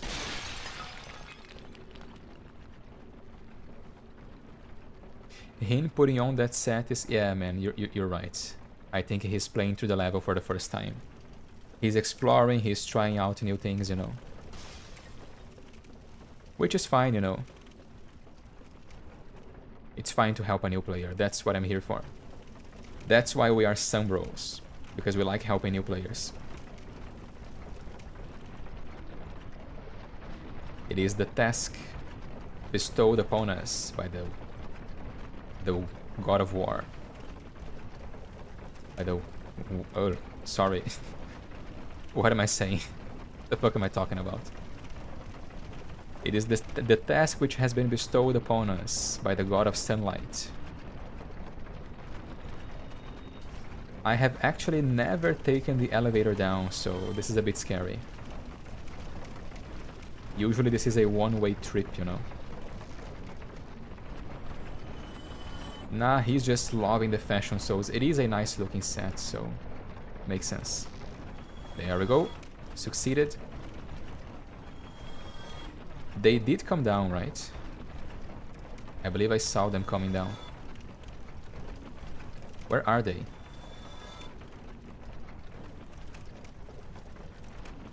Where the other players go? Yeah, I'm looking for them. I think I saw them coming down, but now I can see them. Okay, I am getting a bunch of souls, so I'm guessing they are up there and they are killing the mosquitoes up there. Would be nice to be able to see their health bars. Either they are killing the mosquitoes or they are killing the egg carriers inside. No, the souls are coming from up there, so that's the mosquitoes. Let's go up. No poison, because I have no way of healing that. I mean, I do have miracles and Estus, but I'd rather not use them just yet. Where are they? Wasting time? Yeah, man. I would prefer to keep things fast-paced, but I seem to be unlucky with summoning. Unless he's looking for the shadow set.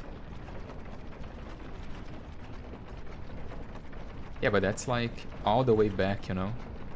I hope that's not the case. Well, let's do it, you know? Let's not say no to a co-op session.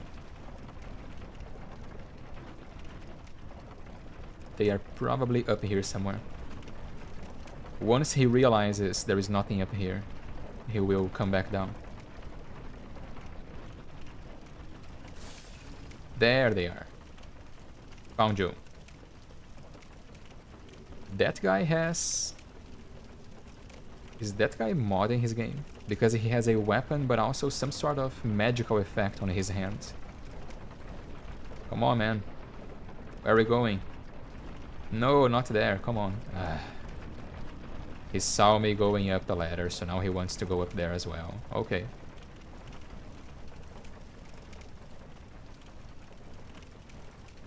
Let's not say no to co-op, because we are going to need some sunlight medals on this character.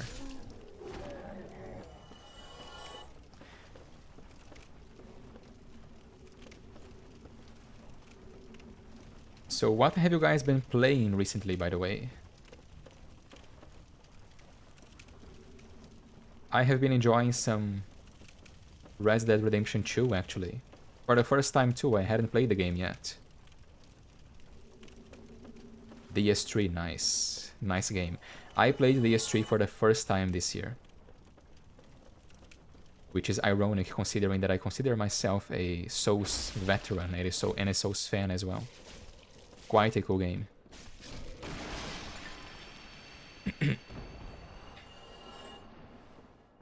See, man, there's nothing here. There's a wall which you can't interact with. I will show you the way to the boss if you follow me. Come on. Nah, you're not doing that. You are not doing that. Don't you dare. I will show you the way to the boss, man. Come on. Follow me. I will invade you and shove this halberd up your ass. I swear to God. You son of a gun. Okay. Okay. This is what I get for being nice, you know? Okay, man. That was disappointing. This is what I get for being nice, chat. This is what we get. King Sun GR. Cool name, cool name. Well, that's okay. That's alright. And here we have Kangax again. And I would prefer not to summon anyone for this fight, because it is a fun boss fight to do 1v1, you know? But on the other hand, I would have liked to get at least one co-op session against this boss. That was disappointing. That's disappointing. That threw me off a bit. I don't see my summoning sign. What's up with that? Are we getting invaded? No. We were disconnected again. Oh my goodness. What is going on right now?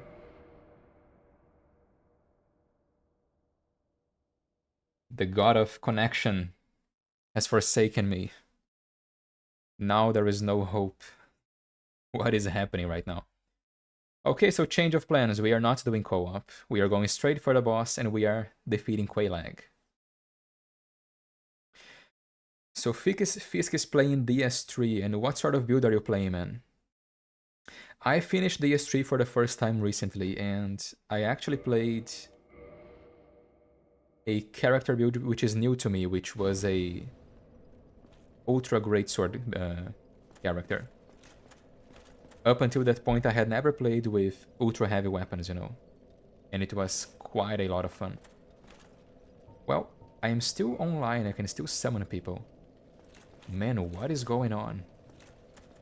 Exile Greatsword Strength build, that's awesome, man. The Exile Greatsword is the one you get from the NPCs in the Pharaoh Forest, right? The Pharaoh Swamp, I believe. And it's a curved greatsword, right? If I recall correctly. It's not a regular greatsword, right?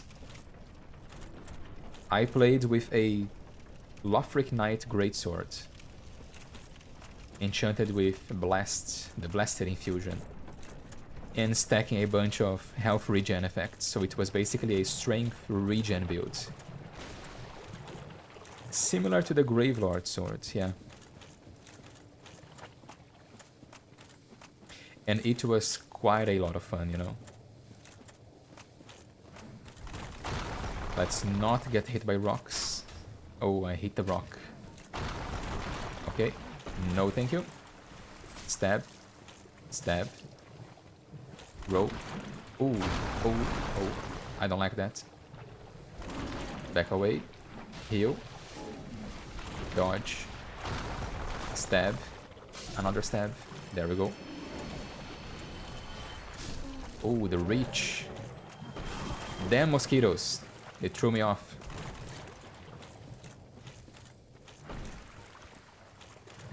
Ah, damn it.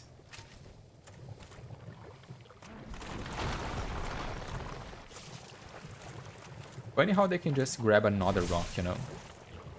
They just pull a chunk out of the ground with no effort. Out of my way. There we go. More dung piles, yay! Awesome. And here we have the Great Club. Let's check that out. Giant tree branch serves as a wooden club. Smashes enemies from upside the head. The leaping attack is a trademark of clubs, and this giant club is no exception. I was just going to say that it is literally just a giant tree branch, but that's what it says in the item description too, so yeah. There we go. And what is your favorite kind of build to play in Souls game, chat? In Souls games? Mine is obviously the Faith build. Although it tends to vary a little bit depending on what game we're talking about, because in Dark Souls 3, for example, I had to go more for a regen build because it takes a while for lightning damage to get good in that game, I feel. Or rather, it takes too long to get sufficiently strong lightning miracles in that game. There are pretty strong lightning miracles in Dark Souls 3, as I understand, but you get your first one very late in the game, and the first one is quite bad, actually. Which is the regular lightning spear. So I sort of just gave up on it and went for a regen build instead.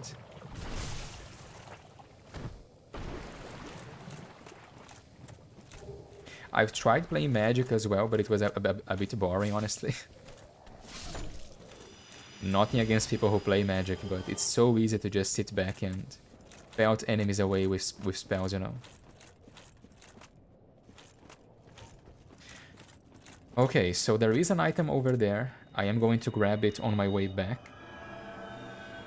I am, however, tired of just exploring this level, so we are going straight for Quelaag. Let's do this. And I am going to use the halberd still, because the reach is quite useful in this boss fight. So let's do this. First boss fight on stream. Oh, the bell is ringing, nice. We have some activity down here. One quick look at chat before going into the fog.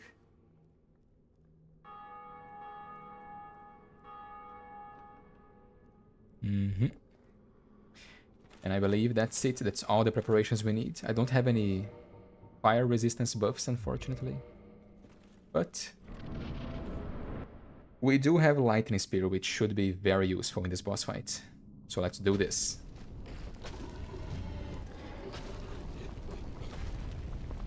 Bonk.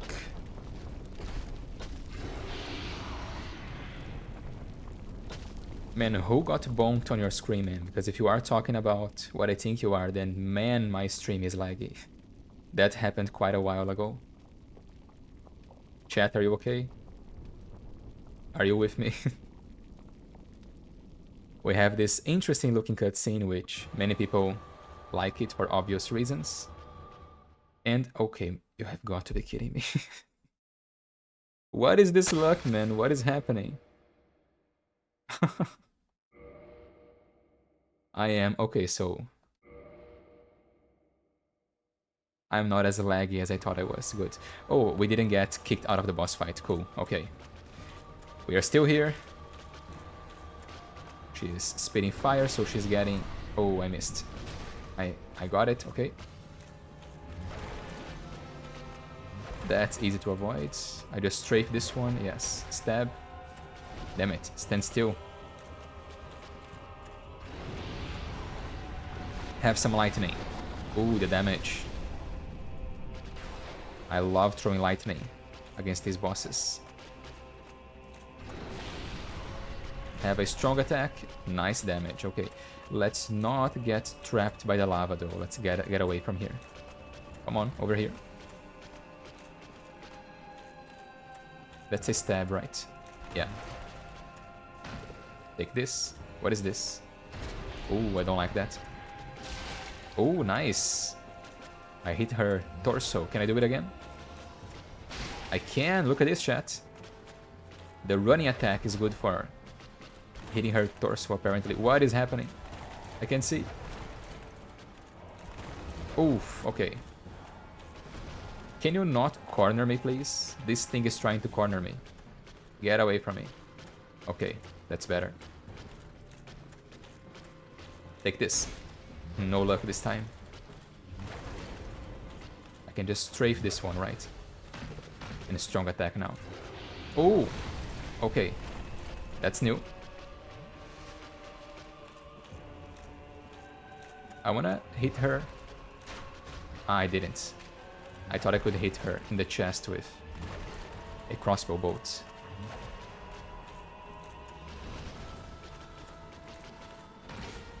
Oof. Get away from me. Strong attack. Oh, that's the explosion attack? Yeah. No, thank you. That thing deals a lot of damage, by the way. And there we go. No match for a paladin. I meant to praise the sun, but that's okay. No match for a warrior of sunlight. There we go. Soul of Quelaag and Twin Humanities. And let's pop a heal as well. My go-to is usually a Pyromancer Knight, because I'm really bad at these games. Why is Mildred's summon sign not there? Mildred's summon sign wasn't there because I had my own summon sign at the bonfire. And the game doesn't show you summon signs if you have your own sign set. I had to do some stuff, but I am back again. Welcome back once again, man. You were just in time, or rather you were just in time to see me finish off Quelaag. Quite a fun boss fight. I love the early level bosses, honestly, man, especially for co-op, you know. The Depths and Blighttown are probably my favorite levels to do co-op in, because the bosses are very fun to fight. A Pyromancer Knight, that sounds like fun, man. Usually, hybrid characters are fun, right? Going melee plus magic tends to be really fun. Which is one of the reasons why I want to play Elden Ring so bad, because you can do so much stuff with magic in that game. It's so fleshed out compared to Dark Souls. I like playing as a wizard. The scholarly adventure thing is something I find pleasing. Yeah, that sounds cool too. Big Hat Logan would be proud, you know. So here we are, chat. Let's read the Soul of Quelaag before we ring the bell, actually. So, Soul of Quelaag. Soul of Quelaag, once daughter of the Witch of Izalith and now a Chaos Demon. Special beings have special souls, and Quelaag's soul contains all aspects of chaos. Use it to acquire a huge amount of souls or to create a unique weapon. At least this game tries to tell you that you can use it to make weapons, unlike Dark Souls 2, which is all mysterious about it, right? Dark Souls 2 will be like, use it to acquire souls, or... ... Unless... ... It's all mysterious, right? But yeah, there you go. And we can use it to make either the Chaos Blade or Quelaag's Fury Sword, which are both great weapons. They are awesome. And I do Dexterity as an alternative when I run out of magic. Dex Int is actually pretty strong because you can buff your weapon too. Usually in Dark Souls 1, buff builds are very powerful. Going 40 points or 45 points in Dexterity for the cast speed. And then going 30 into either Intelligence or Faith depending on what kind of character you want to play is very, very powerful. But yeah, here we are, chat. Let's do this. The second Bell of Awakening.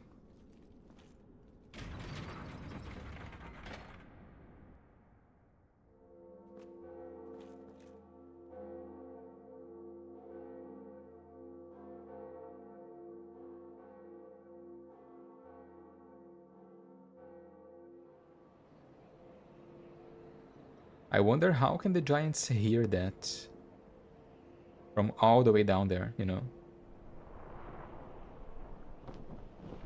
Or rather, how does the sound travel all the way up there? But yeah, there we go. The giants are now opening the gates to Sen's fortress. Oh, the lightning is nice in the scene. The lighting, sorry, not lightning.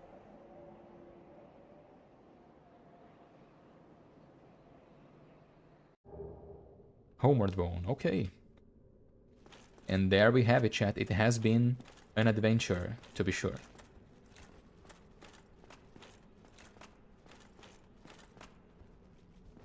Hope you guys have enjoyed the stream so far. And I believe in the distance, in that direction, we have the Tomb of Giants. Do I have my binoculars? Oh, it's not a weapon. It's an item. Where is it? Here we go. That over there is... That's either Izalith or that's the Tomb of Giants. I think it might be Izalith, actually. The Tomb of Giants is somewhere else, I think.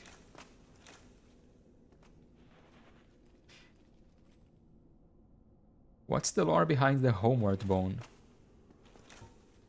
Well, it's one of the bones from the many undead who were burned at the bonfires. Because apparently that's something that the Way of White did. They captured undead and burned them at the bonfires. And some of these bones gain a homeward instinct, is what they say. Some of the bones remain intact. And by breaking them, you are teleported back to what should be your house, I believe, but since, as an undead, the bonfire is your home, you are instead teleported back to the bonfire. So there you go. And I believe, chat, I'm going to take a short break. And we're gonna be back in a few minutes, in about 5 to 10 minutes. 5 minutes should be okay, I believe.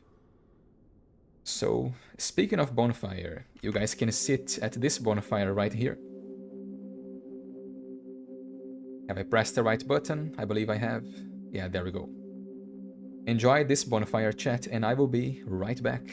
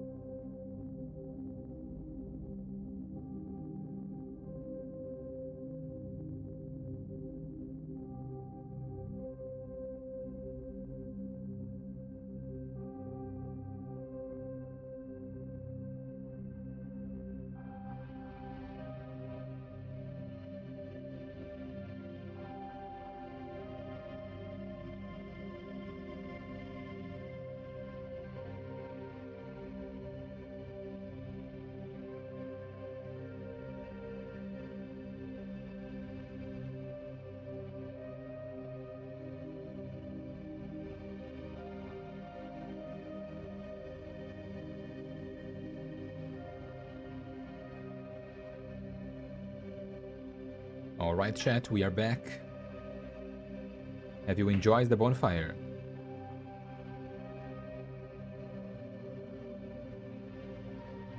Would you believe it, chat? Check this out. You will not believe what just happened. We got disconnected again. What a surprise, huh? Yeah, these servers, man, they are weird. But yeah, there we go. Hope you guys enjoyed the Soothing Flames. What did you guys talk about? So let's see. Mateus Borba just joined the stream. Welcome, Mateus. Nice to have you here as always. Ah, yes, the warmth of a soothing bonfire. Yeah, man, enjoy it.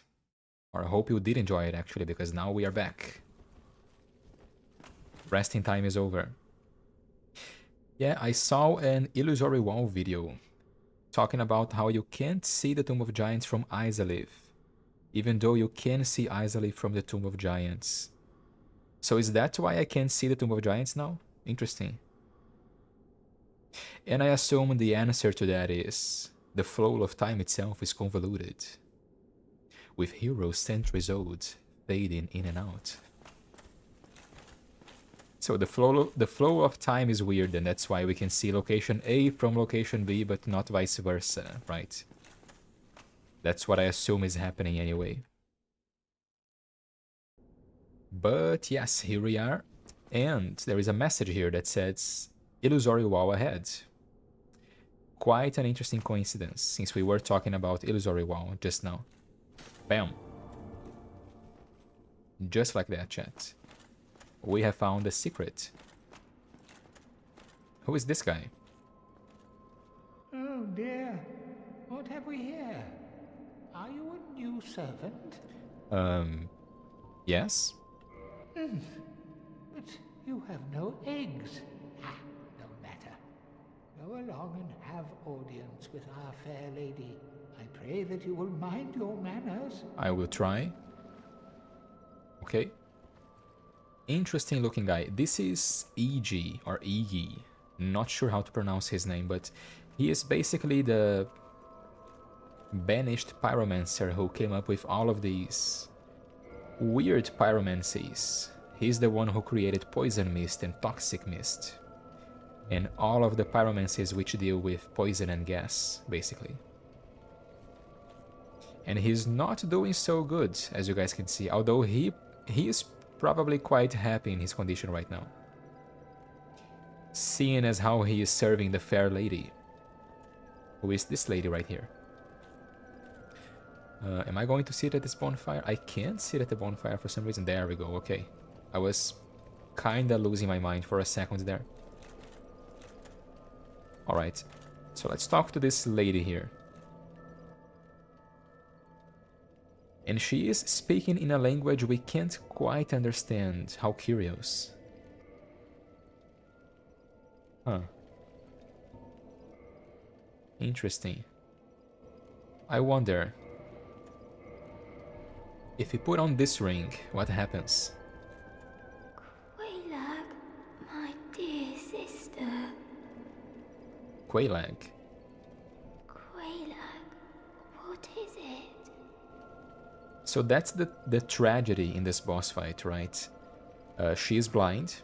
The pale lady is not only sick, she is also blind, so she doesn't realize that this is not her sister speaking to her. This is in fact the one who just killed her sister. And yeah, it's one of those "oh god, what have I done" moments, which are frequently found in Dark Souls lore, right? You kill a boss only to realize that you're kind of a monster. You kind of just killed someone who maybe didn't deserve to die, you know? Although, to be fair, Quaylag did attack us, so yeah. Quaylag, my dear sister. The eggs, it hurts. They've gone still. I am afraid it may be too late. Poor lady. I am so sorry, dear sister. Yeah, sure. It's your sister. I'll be fine.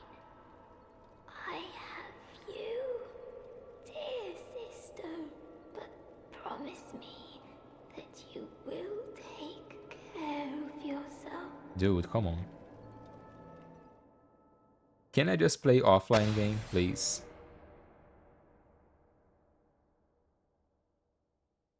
But yeah, the line where she says, I have you, kinda hits pretty hard because no, she doesn't. Not anymore. Dark Souls, everyone. Yay. That's why it's called Dark Souls, not Bright Souls, you know. I'm sorry, I'll see myself out.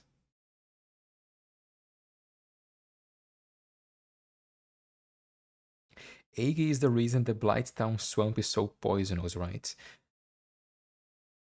We are not quite sure where all the poison comes from. It might be the case.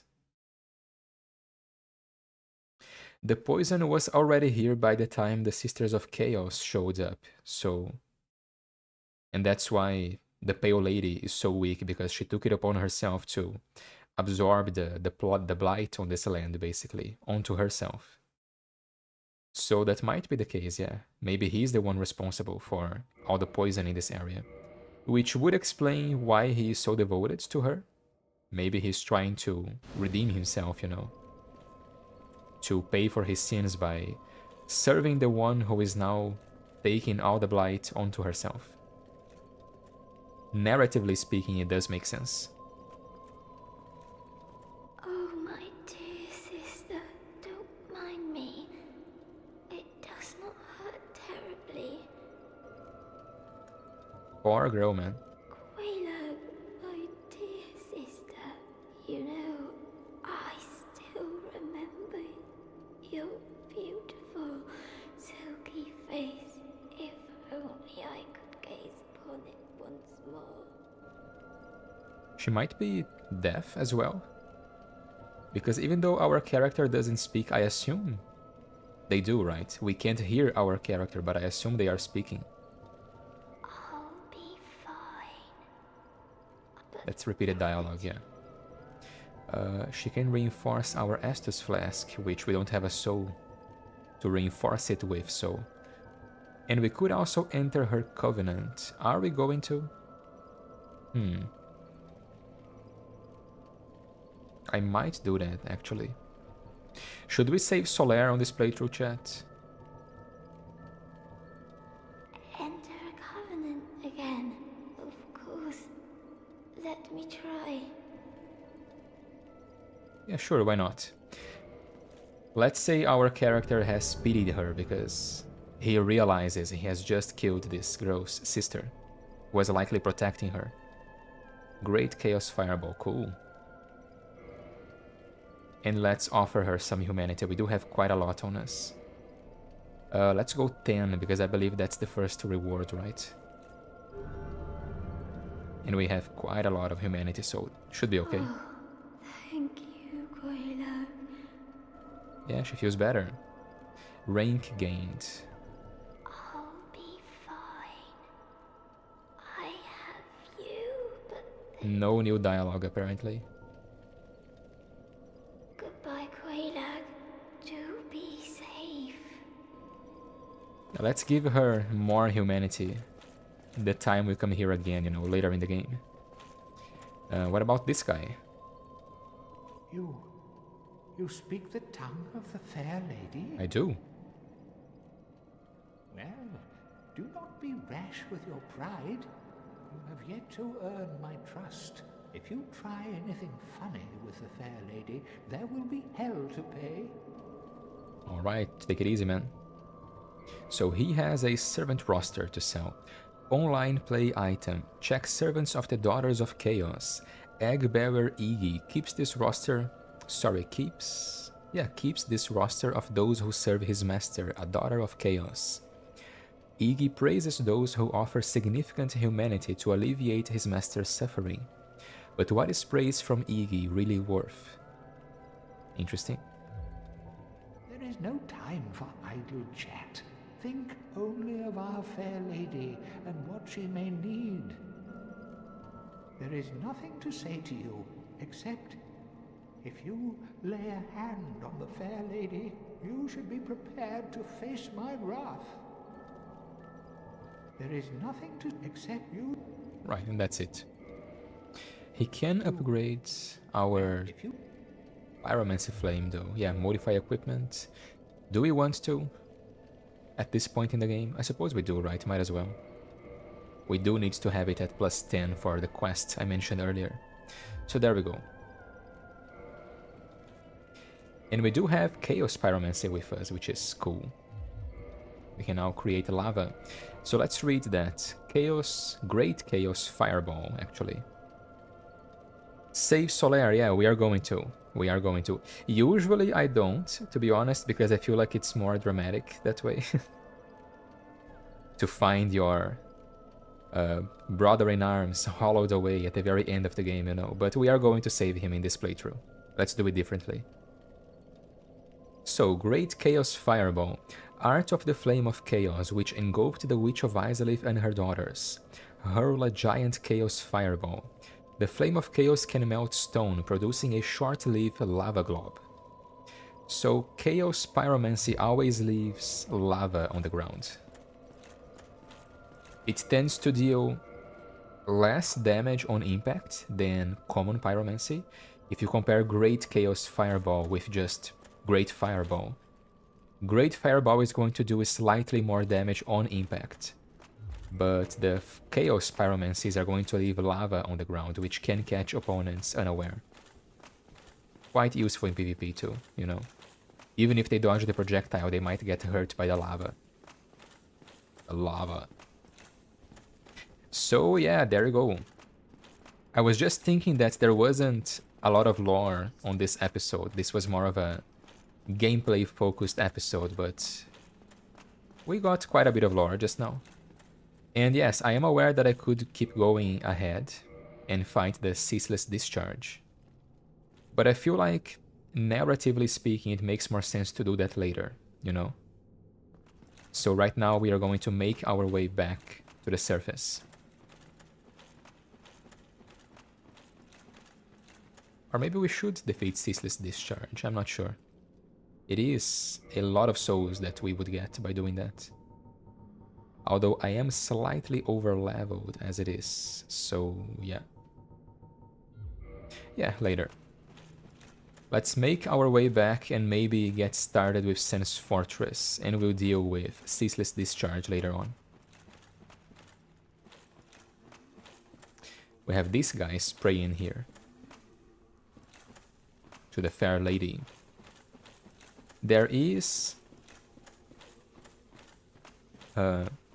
unused dialogue from Quaylag in the game files, which would paint her in a different light. I don't think she was meant to attack us on sight. Maybe we would get the option to not fight her. Because in her unused dialogue, she basically warns us to not proceed, to not attack, you know, to leave, to not try and enter Lost Izalith. Sadly, it was removed though, so she does just attack us on sight, and we are forced to defeat her. And since we have a Pyromancy flame +10, that's why it's called Dark Souls, yeah, exactly. Since we now have a Pyromancy flame +10, this NPC has appeared. Okay, the mosquitoes are going away. She must have some nice, you know, repellent on her, because the mosquitoes are just flying away, you know. This mysterious NPC has appeared here, so let's talk to her. A mere undead, yet you can see me. Fascinating. I am Quaylana of Izalith. Quaylana. I am not often revealed to walkers of flesh. You have a gift. Are you too one who seeks my pyromancy, like Salomon? Sure, why not? Yes, of course. It should be expected. Very well. You shall be my pupil, but to pursue my pyromancy, you must give something up. Are you prepared to do this? Interesting. So, this is one of the Sisters of Chaos. Particularly, this one fled Izalith. Unlike her sisters who stayed behind and were turned into demons by the Chaos Flame, this one fled the city or the kingdom of Izalith. And she is also known to be the one who taught Salaman. Is it Salaman? Yes, Salaman, who is a very famous pyromancer. And she sells a bunch of stuff, as you can see. So we have Fire Orb, Pyromancy, which improves upon Fireball, her Fire Orb. The Flaming Orb explodes upon impact, causing fire splash damage in a spectacle which seems to symbolize the strength of the fire-manipulating pyromancers. And then we have the evolution to that, which is Great Fireball. Let me just check my health real quick. Well, young pupil, Because I am dying. you must have patience. But do I'm not poisoned. Keep waiting much longer. Right. I won't, I promise. Okay, let's try that again. Ah, there you are. Here I am. I was expecting you. Let us begin. Let us begin, alright. So, Great Fireball. Ultimate Fireball Pyromancy. Salaman the Master Pyromancer, also called the Great Fireball, after this spell, believed pyromancy was rooted in an adoration of fire. Those who acquire this spell usually agree. So I love the fascination that humans have with fire, some humans anyway, the pyromancers.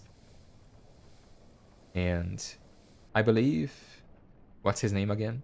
The NPC who teaches pyromancy to us in Firelink Shrine. Lucius, I think he's called, or Lucian. He says that pyromancy is the ultimate fantasy, or rather this is something that his master used to say, right? We are not meant to hold fire, and yet we do it anyway. That's what pyromancers do anyway. Fire is not meant to be controlled, but pyromancers, out of sheer tenacity, do it anyway. They control fire out of sheer willpower, which is an interesting concept, you know. The storyteller in me is quite pleased by that. Firestorm. Primal pyromancy taught by Quilana of Izalith. Elect fire pillars in vicinity. I can't read today, apparently. The storm of flame is indiscriminate and incinerates all nearby life. And we also have Fire Whip. Primal pyromancy taught by Quilana of Izalith. Sweep foes with Fire Whip. The root pyromancy of combustion, but much more difficult to wield. Interesting, so this came before combustion. Quite interesting. Very cool in PvP as well. It's a very interesting wake-up attack, I believe. Backstab someone, then throw a Fire Whip in there to make them roll, basically. And if they roll wrong, they're getting burned, you know.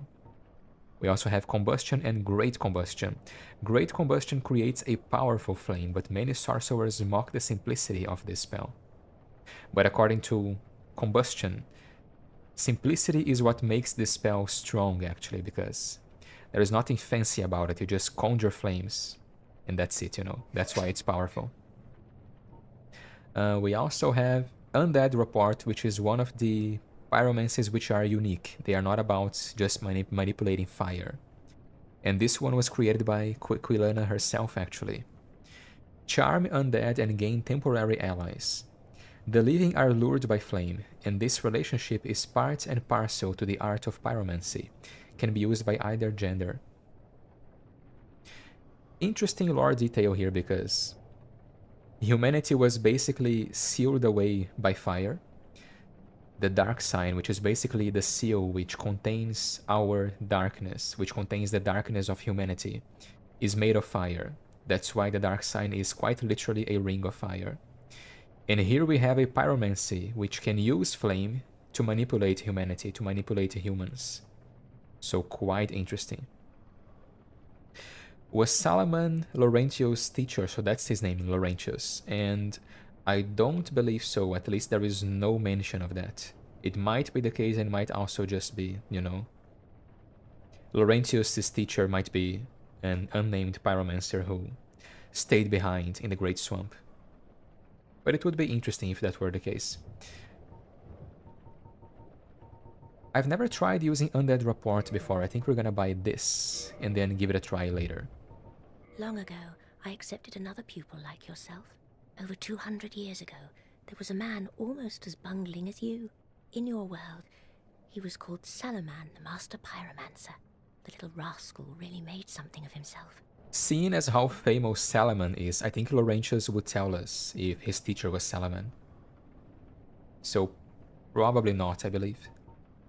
Pyromancy is the art of invoking and manipulating fire. But remember one thing. Always fear the flame, lest you be devoured by it and lose yourself. I would hate to see that happen again. Pyromancy is the art. Alright. I would. Always fear the flame. I love how this keeps getting repeated throughout the entire franchise, right? Now go. Whatever you do, do not crack and go hollow, lest my time spent on you be wasted. I love the writing on this character, by the way. Something about her dialogue, you know. How she ushers you onwards. Now go. I don't know, man, it's very cool. I like storytelling, what can I say? I am a sucker for this kind of detail. Alright then. We are not going to use a lot of pyromancy on this character, but we are still going to use a little bit of it. I like to think our character became curious about pyromancy after they met Laurentius. And then they accidentally learned chaos pyromancy by just helping the fair lady. I am offline again. Okay, you know what? I'm not going online again. I was going to drop a summon sign here to see if someone would summon me while I made my way back, but I'm not going to. It's not worth it. I would get disconnected again on the way up, and it would just be boring, you know. Boring to watch, I mean. So let's just press onwards. Can I not carry 2 demons with me? Thank you. Get away from me. Alright.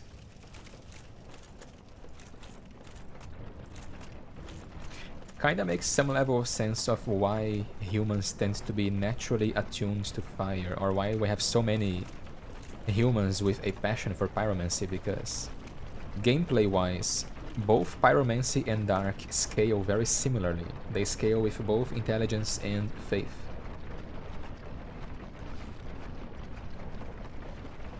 And that's, you know, humans are natural dark creatures. It's no wonder why so many humans feel nostalgia when thinking about dark. And by proxy, fire tends to fascinate us as well. It makes sense, you know. Not so much so in this game, because in this game fire scales with nothing. There is no fire scaling here. He mentions something about his teacher being an old toad or something like that. Yes, but that's just the thing. I feel like if his teacher was the legendary Salaman, which existed hundreds of years ago, then he would probably boast about it, like. Don't mean to brag, but do you know Salaman, the legendary pyromancer? Best pyromancer in history. Second only to the Daughters of Chaos themselves. That guy was my teacher. I would boast about it for sure, you know. I think we have to go up another set of ladders in order to explore the area with the Firekeeper soul. Also, Salaman learned from Quailana hundreds of years ago, and that would make Laurentius quite old, which is possible seeing as he is undead. But it's just something we have to keep in mind. And here we have poison darts galore. We have at least 2 of them bombarding us with poison darts. Let's try to get rid of some of them. Keep moving. Okay. Yeah, I can block your poison. There is nothing you can do, you bastards. Yes, game, absolutely. I want to lock on to the dog down there. Yeah, that makes sense. God damn it. I don't have any items, do I? Oh, I hate this game. Except I don't, I love it. But you get the idea, and now I'm... yeah. Dark Souls. Dark Souls. Yeah. God damn it. Dark Souls, everyone.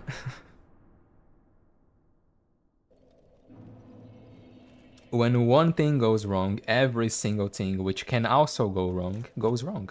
That's how Dark Souls works, everyone. That's how it works.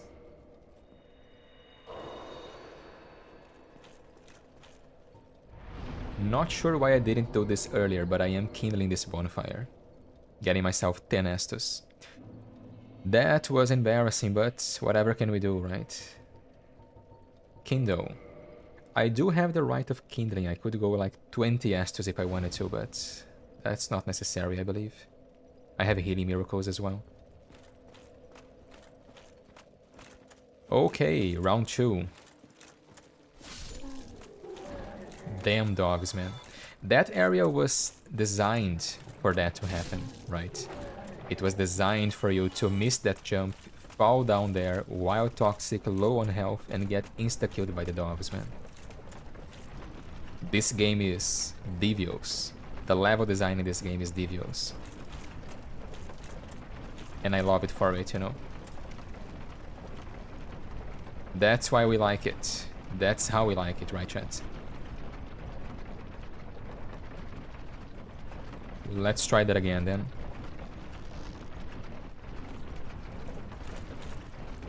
Let's try not to die this time, preferably.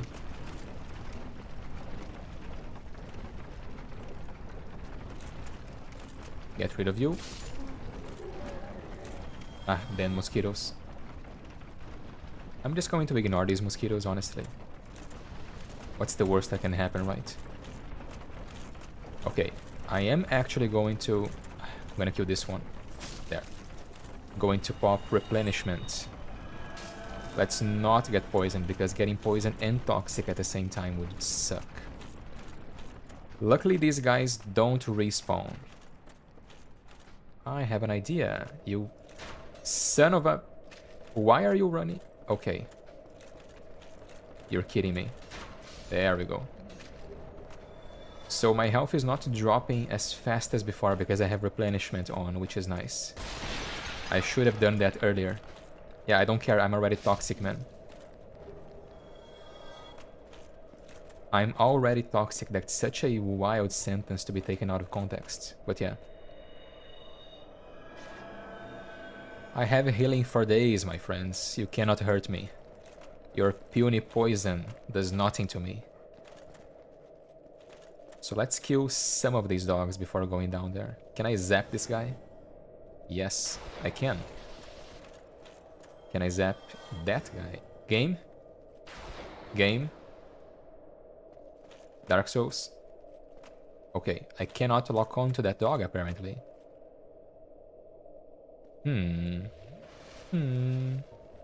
Alright.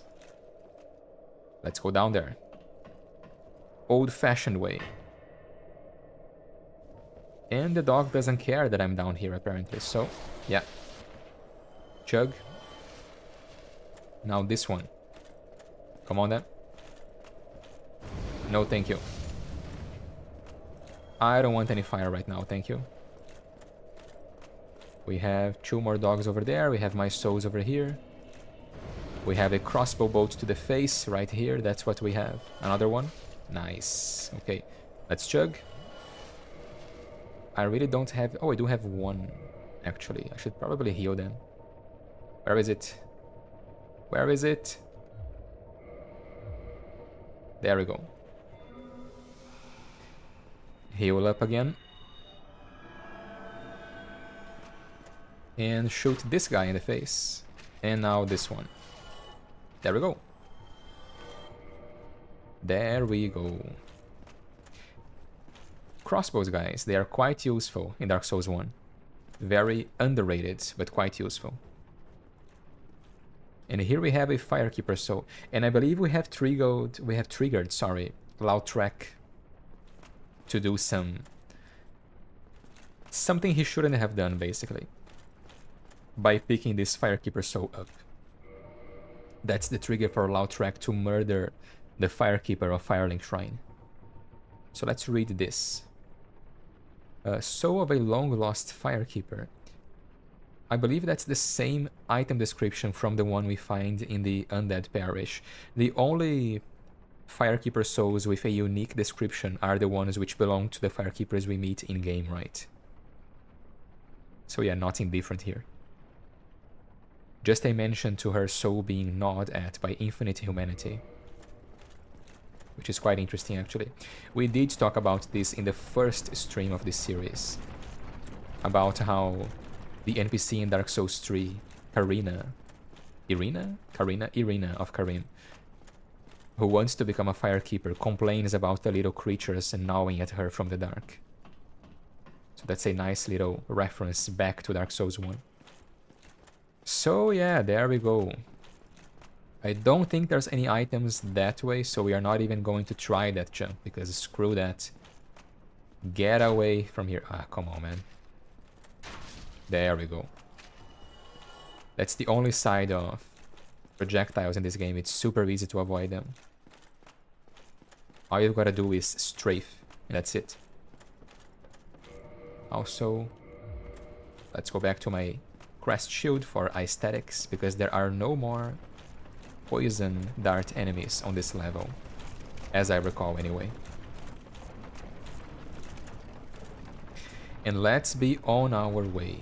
Let's go back to the surface.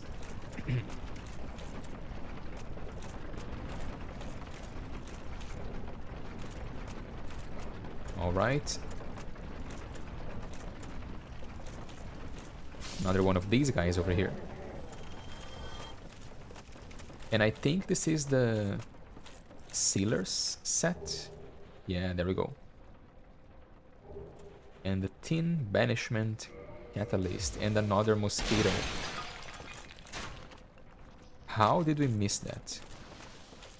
Come on. There we go. So let's have a look at this.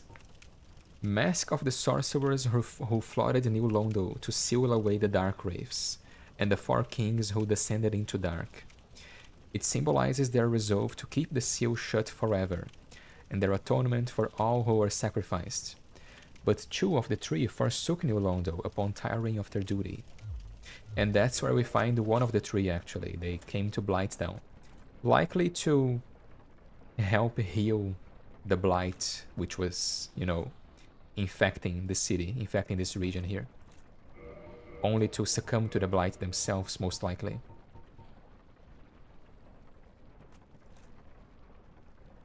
Yeah, that's the same description, I believe. The Sealers were once known as healers, and the bright crimson was a symbol of that. So the crimson color is a symbol of healing. Interesting.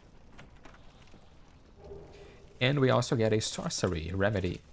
So it really sells the point that this guy was here to try and heal the poison which was plaguing this region. Very interesting. Remedy. Sorcery of the Red-Robed Yova, one of the Sealers of New Londo. Oh, we even have a name. Oh, sorry.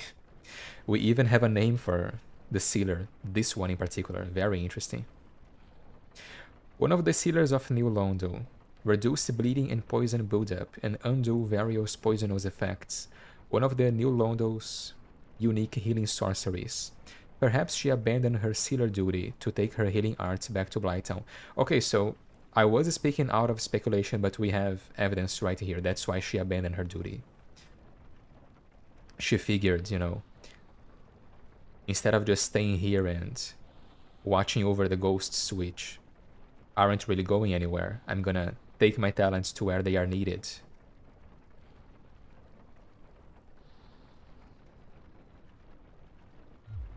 And that's basically it. That's why she was here.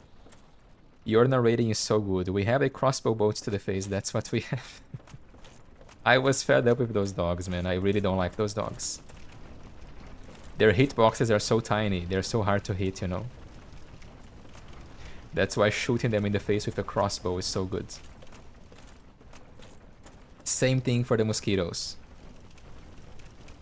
Shoot them with a crossbow from a distance and you don't have to deal with the annoyingly small hitboxes. Case in point. There we go. There we go. Do we have anything over here? We do not. Okay. But back to the topic of the sealers of New Londo. We have 3 of them, and well, one of them is here. She was called Yuva. Or maybe he, I'm not sure whether Yuva is a male or female name. And obviously the other one we meet is still in New Londo. It's the one who gives us the key to unseal the city. The third one, however, might be one of Lautrec's friends, actually.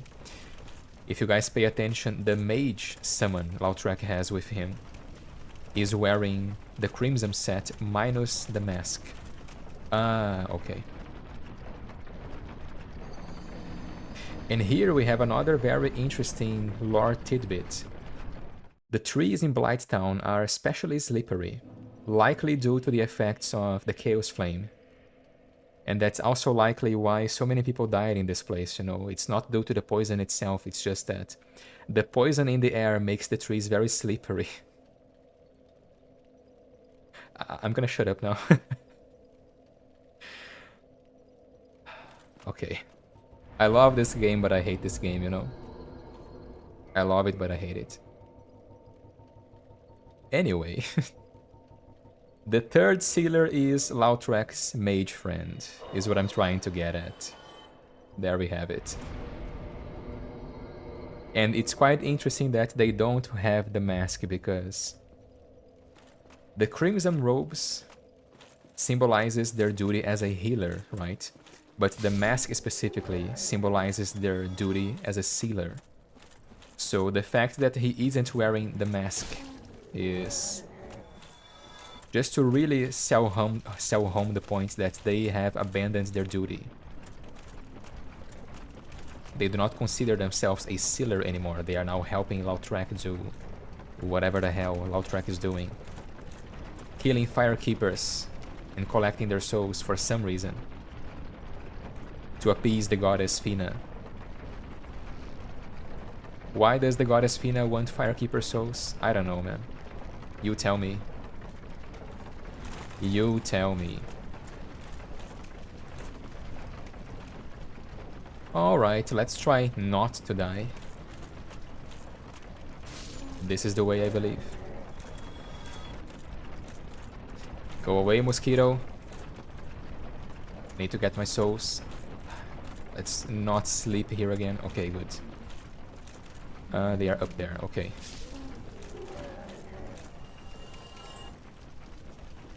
There we go, chat. Retrieval. Souls recovered. I'm just going to ignore the mosquitoes because I can't be bothered, honestly. There we go. That's not the way, is it? Damn it. Bam. Kinda scary how they can just phase through geometry, you know? But also kinda necessary from a gameplay standpoint. It would be very easy to just ignore them and allow them to get stuck on the level. Alright. Let's get out of here because I am done with this place. I am tired.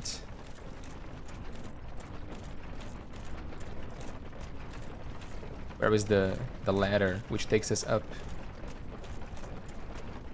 Here. That's the one.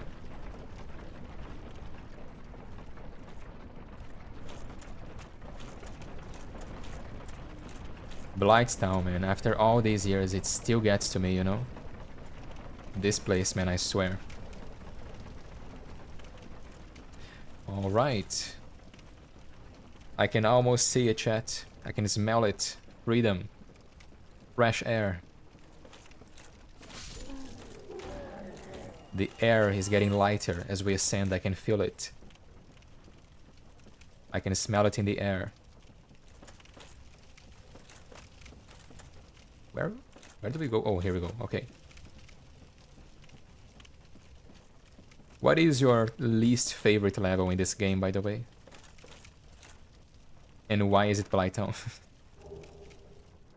Maybe I should go all 3 games, because if you're going Dark Souls 1, it's gonna be Blighttown for 90% of people, right? So what is your least favorite game, level? in all 3 games. And why is it Blighttown? Damn it, I hate this level. Anyway, we got the key to New Londo Ruins. Speaking of New Londo, actually. 4 bars between New Londo and Drake Valley. So let's read this. Key to the iron bars separating the ruins of New Londo and Drake Valley. The ruins of New Londo were blocked off, for the cursed ghosts pose danger to life and spirit, and the legends speak of a terrible dark which was sealed away. Interesting. And it's interesting that we find this key close to the body of one of the sealers. It's likely that the sealer is the one who brought this key here. And then locked the door as they came in. Either to prevent, or possibly to prevent people from following them into Blighttown, you know. Ouch, okay.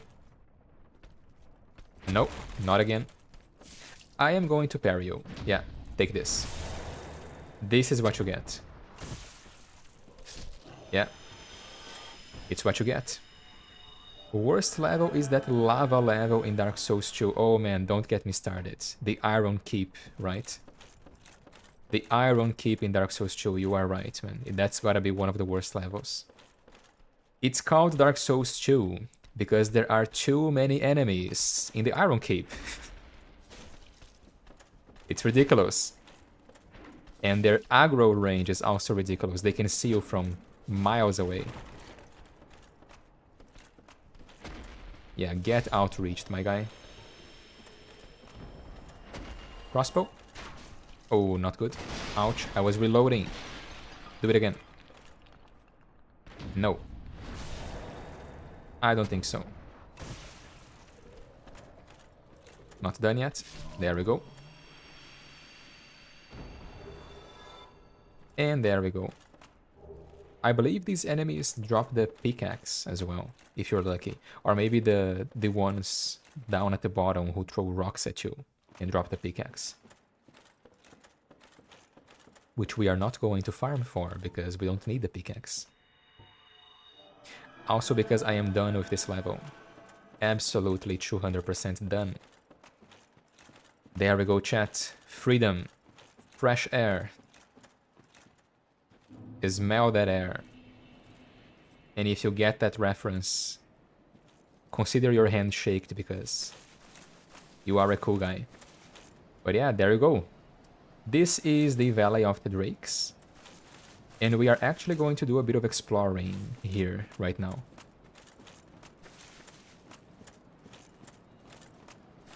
Hello, I just came back after playing Sekiro. Nice, man. Nice choice of game. How was your Sekiro session? Yet another game in my list of I have to play. Souls games I have not yet played, but I have to. I did play it for a few minutes though. I got to the first boss and that was it. Finally completed the game. Ishin Sword Saint super hard. Oh, nice, man. GG. Nice work. So you went for the... I assume that's the good ending if you fought Ishin Sword Saint. I am not versed in Sekiro lore, however, so I'm not sure. So here we have a undead dragon. He is going to wake up if we stay around for too long, so... There is a soul of a proud knight. And then we hit this guy here in the leg and we get out of here. Oof. That attack can one-shot us, by the way. Thankfully, though, we have lightning. And this is a dragon. And if I know my Dark Souls lore, is that dragons don't like lightning, even if they are undead.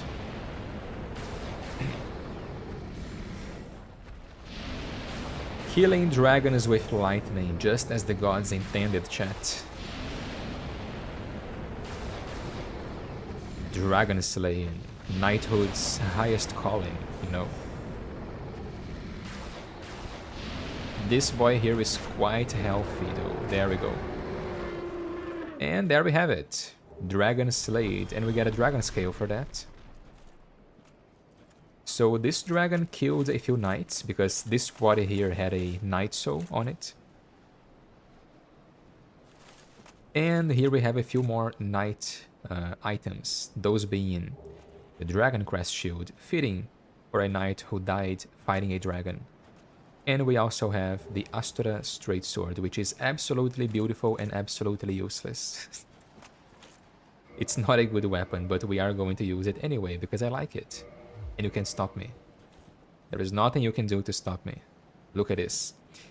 It's the poster boy weapon, chat. How can we not use it? Also, it's a faith weapon, so it matches our build quite nicely. So let's read these items, descriptions right here. The Astura Straight Sword. Straight Sword of an unknown knight, likely one of the Astura's nobles or superiors. High quality weapon with a powerful blessing. This is actually a divine weapon. A natural divine weapon. It deals, or rather it has the divine modifier, so it can kill skeletons permanently. 198 damage compared to my +8 longsword. 180, so it's not that bad actually. I mean, if my longsword were divine, the damage would be higher, but it isn't. The reason why we have our longsword on the regular upgrade path is because I'm going to make it lightning later on. It's going to be a lightning longsword. But I suppose we can have the Astra Straight Sword as a divine alternative. If I want to use a longsword, but I don't want to deal lightning damage. And we also have the Dragon Crest Shield. Shield of a nameless knight, likely a high-ranked knight of Astora. One of the enchanted blue shields. The Dragon Crest Shield greatly reduces fire damage, as one would expect. Also, it looks absolutely beautiful. So there you have it. Awesome. We are going to use it for sure. It would have been useful to have this, you know, against the fire boss, but never mind. We could go that way. Quite an interesting view here, actually. We can see the drakes down there. And from a role-playing perspective, that's reason enough to go the opposite way. I like to imagine our character is tired, you know. We have died in Blightstown multiple times. We are done with adventuring at this point. We just want to go back to Firelink Shrine, and that's what we are going to do. Yes, I think the one I picked is the good ending, Severing Mortality. Yeah, there we go. It's the one where an old guy comes out of a young guy, basically, to fight you. And the old guy is super powerful, right? That's my knowledge of Sekiro right there. That's my extent of Sekiro lore, basically.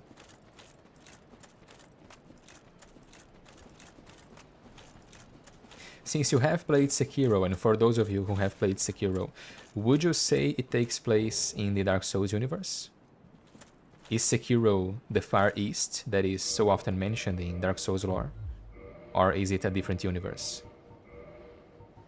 As I understand, it is actually just Japan, right?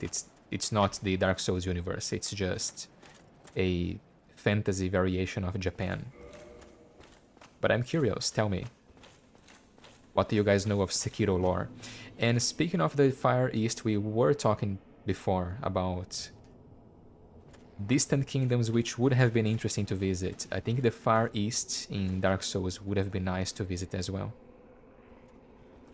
Getting to know the land of Shiva. Shiva of the East.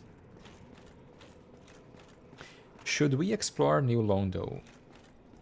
The Estoc, another nice weapon. And grab another Firekeeper soul. No reason to do this now, I suppose, seeing as we don't have a Firekeeper anymore to upgrade our Estus Flask, so that Firekeeper soul is gonna sit in our inventory for quite some time, actually. Another soul. Should we read the Estoc? Let's read it. The largest of the thrusting swords can pierce an armored knight in one thrust, which is actually realistically true, you know? The blade is also sharp, allowing slicing as well. This part, however, is not true. Speaking of real-life swords, that is. The real-life S-Stock is a thrusting-only sword. And it is a two-handed sword, by the way. We do have a cool moveset in one hand, but this attack right here would make more sense on a rapier than on an S-Stock. The S-Stock was a anti-armor sword, basically, during the Renaissance period, I believe. During a time when armor was quite advanced, you know. Full-plated armor would cover you head to toe. So we needed anti-armor weapons like this one. The rapier, ironically, can cut. It does have a slight edge. Some rapiers, not all of them, but some rapiers in real life can be used to cut. Depends on the rapier, I suppose. Alright. Here we are, chat. We are back to Firelink Shrine. We can now take it easy and rest at the bonfire. Right? Right, chat? Oh no. What happened? The Firekeeper. She's gone. The dingy set.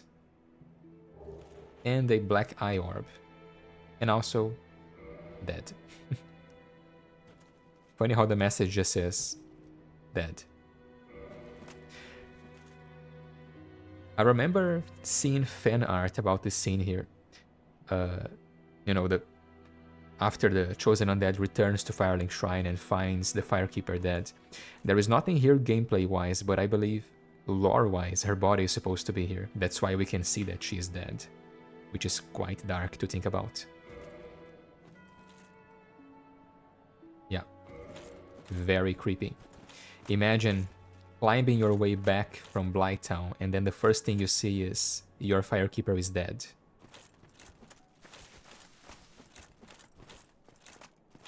And to top things off, this isn't working because the Firekeeper is absent, therefore the bonfire has been turned off, basically. Did you ring the second bell? I did. That is incredible, I must say. But now we have a new problem. It's noisy, it snores, and its breath is lethal. This is no laughing matter, I tell you. What are you on about, man? Damn, that stench. And I was really beginning to like it here. Maybe it's time I do something about it. And that is it. The next time we meet this guy, he will be hollow. That's where his questline ends, basically. Maybe it's time I do something about it. I wonder what he means by that. Like, what does he try to do exactly? Does he attack Frempt and gets absolutely destroyed? Or does Frempt's stench drive him hollow, you know? The stench of the primordial serpent breaks the last shred of humanity in this man's mind. Maybe. Yeah, that's it. That's my headcanon right now. Starting from this point onwards, that is my headcanon. Fremt's stench drove that guy hollow. And we also have Laurentius, who we are not going to talk to right now.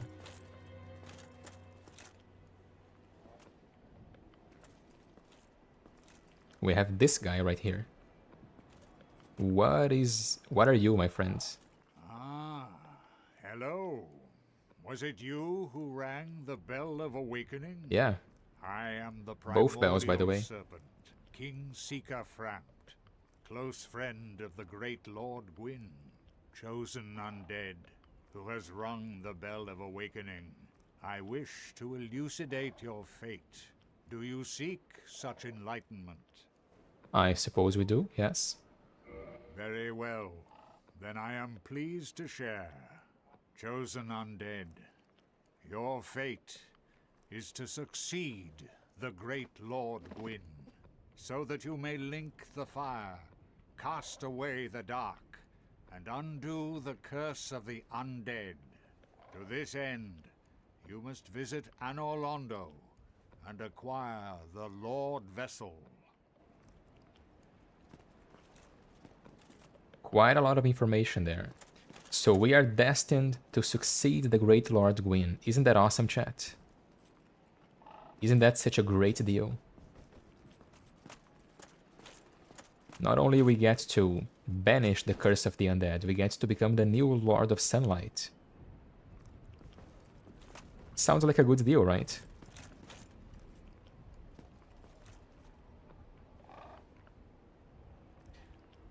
Can't count the number of times I've marched up from Blighttown only to forget that the elevator at New Londo was at the top and immediately falling in shit. That sounds painful, man. But yeah, it can happen. It can absolutely happen, you know. Elevators are scary, man. They cause at least 30 to 40% of deaths in this game, for sure. How does he brush his teeth? Asked Fisk. I don't think he does. I don't believe he does, you know. So yeah. Sekiro is going to have an anime adaptation. I believe I've heard about that, which is awesome.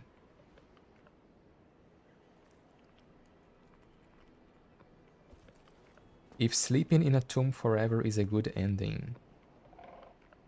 You mean Sekiro or Dark Souls right now? I assume that's Sekiro. I am pleased to see you well. Is it something urgent? Not something urgent, just want to talk to you. Those who seek the realm of lords must brave Sen's fortress, a deadly house of traps.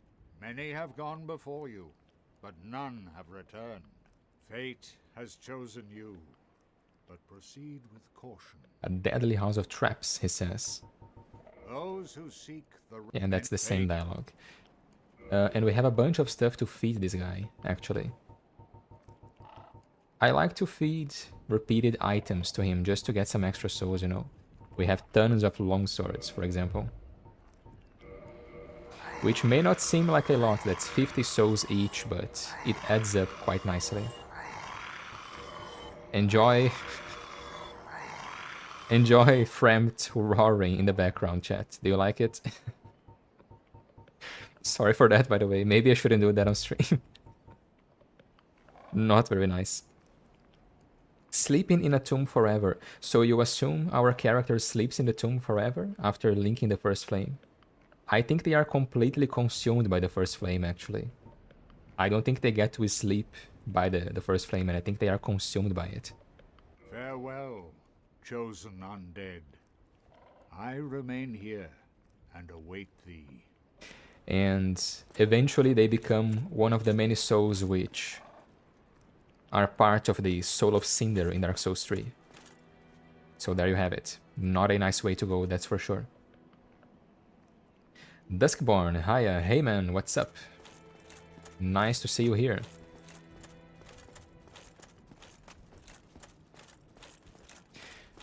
Lore chat, quite a lot of lore going on right now. I would like to get, as I've mentioned earlier, my fave to 30 before braving Sen's Fortress, honestly. So let's make our way up to Sen's Fortress.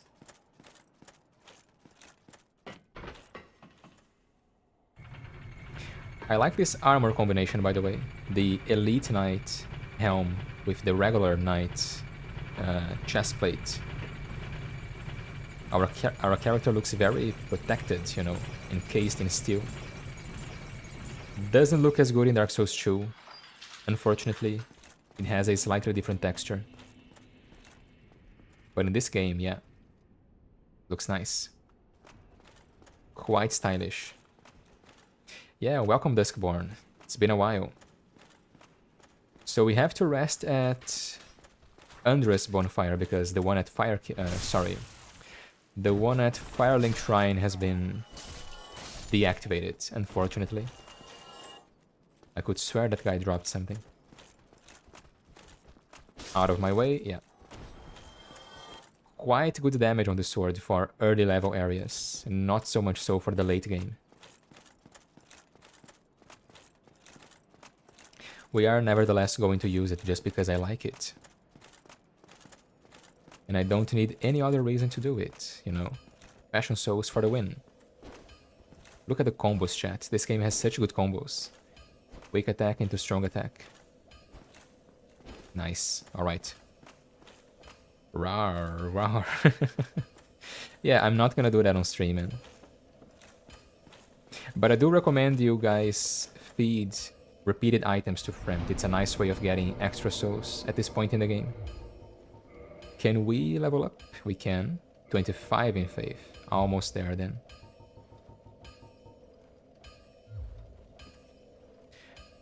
Let's kindle this bonfire too. Have I kindled this bonfire? I can't quite tell by the flame itself. Well, let's kindle it again, you know. 15 Estus. No, that's 10 Estus, okay.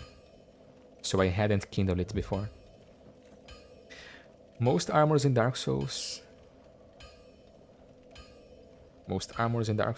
are so cool. It's really hard which to pick or mix when it comes to Fashion Souls, yeah. Especially in Dark Souls 2, given how many armor sets are in that game. It's crazy. The armor variety in that game is crazy. Some sets are locked behind some very stupid drop rates though. Things like the Hade armor set, or God forbid the Mad Warrior set, which is absolutely ridiculous, you know. Does Andre have any new dialogue, I wonder? Well, hello again. You seem to be doing all right. Need anything forged? I know little of the Darkroot Garden, although... No, that's the same dialogue as before. So, let's reinforce some stuff, actually. Kinda wanna do this, actually, to be honest. Astra Straight Sword, it's a lot of souls, though. Twinkling Titanite weapons take 2k souls for upgrade, that's crazy, man. But they only go up to +5, so I suppose that makes sense, right? Each upgrade is worth a lot in terms of damage. Don't get yourself... And we do have inventory souls, so let's use that.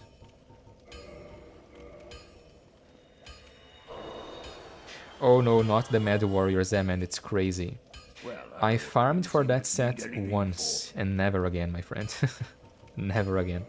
And I did lose the character too, which sucks, man. I had my computer formatted, you know. So I lost that character. So if I ever want to use that set, I gotta farm for it again, and I don't think I'm doing it. I know little of... But yeah, quite ridiculous.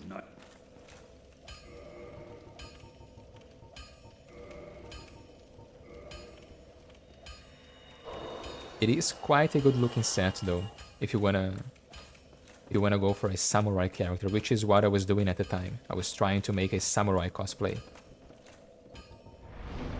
Going Mad Warrior armor and then the Drunglaic helm, which is a very Japanese looking helm. It's a Kabuto, I believe. So it looks very good, and they are both black in color. So they match together quite nicely, but it is a pain in the ass to get both of these. Which is, you know, to be expected from such a large game. It's kinda hard not to have cool stuff locked away, you know, behind an endgame boss or something, or behind a very annoying drop rate, although I suppose the second one is unnecessary. Let's level up a little bit more. And I'm gonna buy Wrath of Gods from Rhea before we go into Sen's Fortress. The Berserker Blade also... yeah, it drops from the same enemy who drops the Mad Warrior set, so it is just as rare, you know. Of course, being a weapon, you only really need one copy of it, right? If you are farming for the armor, however, each individual copy has a painfully low drop rate, so you're gonna be there farming for quite a while.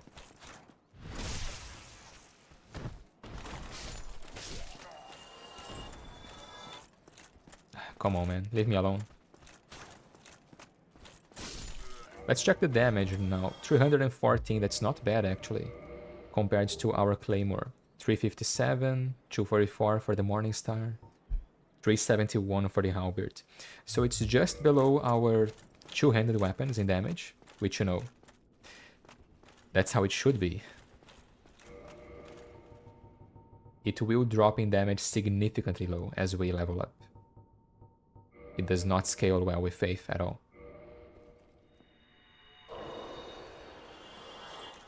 How much is Wrath of the Gods? When you might return. It is a great relief to see you. Now let us speak of miracles. Sure. That's why I came here actually. So... that's 10k souls, so just a little bit Then more. Be safe. Farewell, Verianox.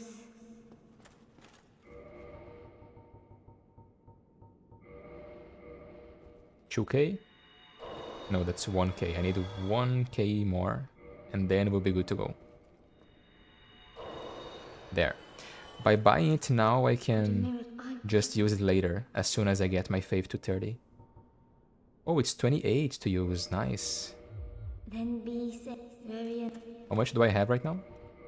26, so just 2 more levels into faith. And then I will start investing into health, I promise. Because I know I have very little health right now. But who needs health, right? I'm not gonna get hit. That's the Dark Souls mentality, the Dark Souls mindset, chat. Who needs health and armor if you don't plan on getting hit? Says the guy medium rolling, wearing plate armor from head to toe. Yeah. That makes sense.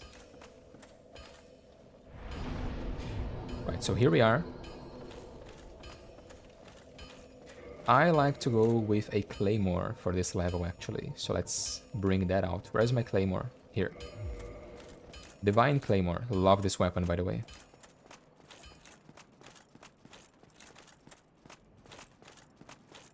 But yeah, I really like playing samurai characters in Dark Souls as well for some reason. These are my two favorite archetypes, you know? This is a trap, by the way, obviously. I have a... oh my god, the damage. I have a samurai character in Dark Souls 1. Okay, that didn't work. Yeah. That's why I like the Claymore. I can stunlock these guys quite easily. There we go.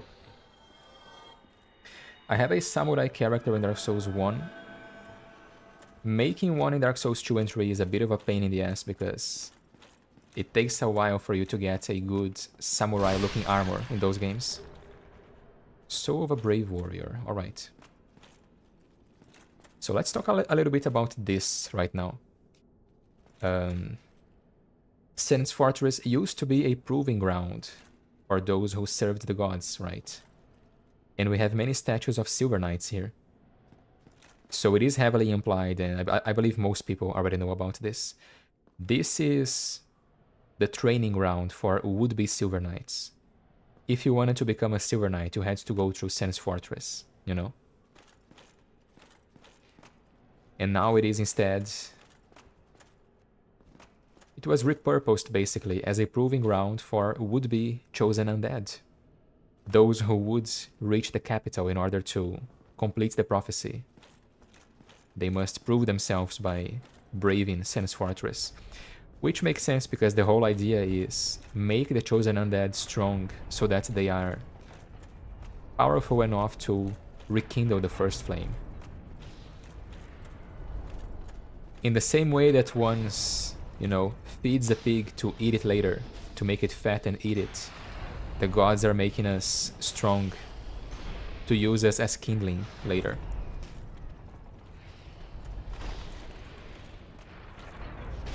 Get out of my way. There we go. We have a serpent, a lightning-throwing serpent right above us. Can I lock onto you? Aha, I can. Can they hit me? They cannot. Okay. Yes. Oh, the damage is not great though. And they can hit me from there, which I don't appreciate. Oh, we can do this dance. I am afraid of falling, though. Damn it. Hit, shoot. There we go. Got it. A bit cheesy, but then again, I have a crossbow, right? I want to use it. That's why I have the crossbow. More Silver Knight statues. And see, now we have no one shooting at us. Isn't that nice? Alright. That was a trap, again. Yeah. Not falling for that. Large Titanite shard, nice. The game is going to give us plenty of upgrade materials here because we are getting to a point where we need +10 weapons, right? So we are going to find large shards and even chunks on this level. Interesting to see how the developers expect you to progress, you know. Something just got crushed by a boulder. Let's deal with this guy. Out of my way. Yeah. One weak attack, one strong attack. Okay. So I am going to do something a bit cheesy here. Shoot this guy. Get hit, apparently. There is one attack in particular. That attack right there. There we go. You can get the wall broken early, you know, without having to redirect the boulder to roll here by doing that. The thrust attack of the man serpents can break this wall right here. Something to do with the stagger properties of that attack. It's meant to be a hard stagger. It's always going to stagger you, no matter how much poise you have. And it can also break walls, apparently. So there you go. And now we can speak to this guy right here. You seem quite lucid. I do. A rare thing in these times. I am Logan. I'm a bit cooped up, as you can see. I have a bright idea. Suppose you set me free. I'm old and empty-handed, but I could repay you with knowledge and sorcery. This place is melting my mind. The inactivity is repressive. I will try, man. I'll make no promises, but I will try. So there we have it. Not much use to doing this right now because we can't get to this item or anything. We need the key to open these cages anyway. But still, it's a nice time saver, I suppose. So let's go back up. I am probably going to get to the first bonfire and then we're gonna call it a night, guys. But it shouldn't take me long to get there. Run. Run, run, run. Hide here. And now run. And get this guy. Yeah, out of my way. We have a bunch of Silver Knight statues here. And we have, I believe, the Night Ring right here. No, the Ring of Steel Protection, my mistake. Close enough, though. Ring of Steel Protection boosts defense versus physical attack. This ring belongs to the Night King Randall. It grants its wearer protection by boosting defense against physical attacks. One of the many legends surrounding the Night King Randall. One of the more well-known speaks of his standing down a giant drake and slashing it to pieces. Hey, we killed the drake. We killed the drake in a one-on-one battle. In an honorable one-on-one duo. At the beginning of this playthrough. So we are a legend, right? We are cool as well. That's what I like to think anyway. That's what I tell myself. Anyway, here we have the Shotel. And these guys are alive. Sometimes they're dead upon spawning here. Missed. Ah, damn it. Yeah, not good. Ooh, not good at all. There's the other one. Okay, the other one didn't see me, thankfully. I will talk to Sigmire in a second. Let me just deal with these guys. Are these guys weak to lightning? I assume they are. Oh, yes, they are. Out of my way. Yeah. Sure, turn your back to the guy with the crossbow, right? What's the worst that can happen? And here we have our onion bro. Oh ho! Oh ho! Where did you come from? Splendid news, I tell you.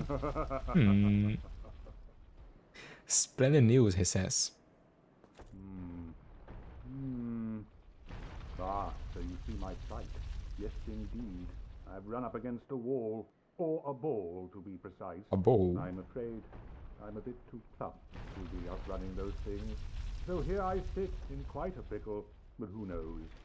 Perhaps we'll have another development. I love his voice, by the way. So here I sit in quite a pickle. Perhaps I could try some rolling. Bah. No chance. My head would spin. Love his voice. So yeah, here we have Sigmire, who is once again waiting for his problem to solve itself.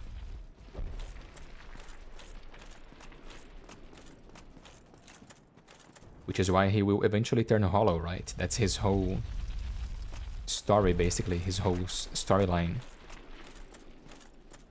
He eventually gets tired of being saved by us and kinda goes hollow out of shame, probably. Sad to think about, but, you know, that's what happens. That's what happens. No enemies here, although I suppose we have some enemies over there. Can you come over here so I don't have to activate the trap to fight you? Out of my way, there you go. We can see the elevator through this window here. Ooh, close. Way too close. Let's wait for it and then run down the stairs. Come on. There it goes. Now we run. We are going to ignore the enemy throwing lightning at us. And there we go. Now we hide here. And we wait for this hole to fill up.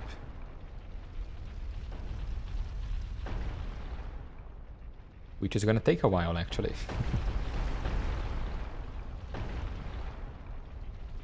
So, how's the family, chat? How's school? How's school going?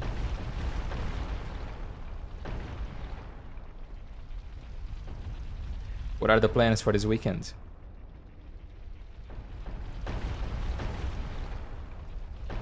Is it full yet? Yeah, it is. Next one should break the wall. There we go. Alright, nice chatting, chat. You know, keep studying, keep working hard.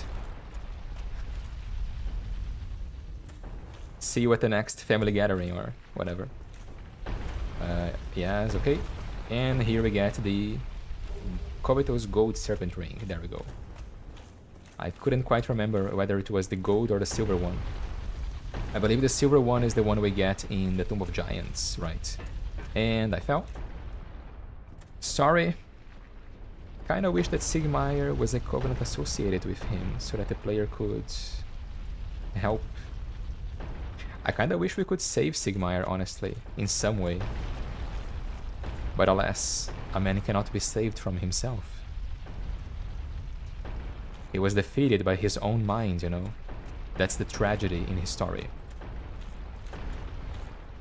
One cannot save one from themselves, or something like that.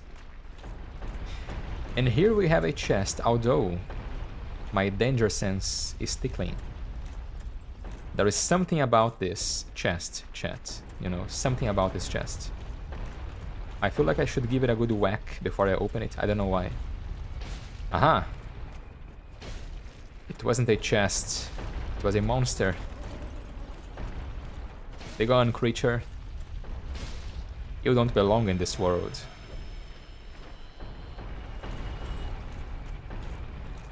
It was some sort of mimic lightning spear. The spear infused with lightning, not the miracle. Which is just a regular spear infused with lightning. 288 damage. This is just over a natural +10 weapon, by the way. So it is quite powerful. We might use it. And we also have an elevator covered in blood for some reason.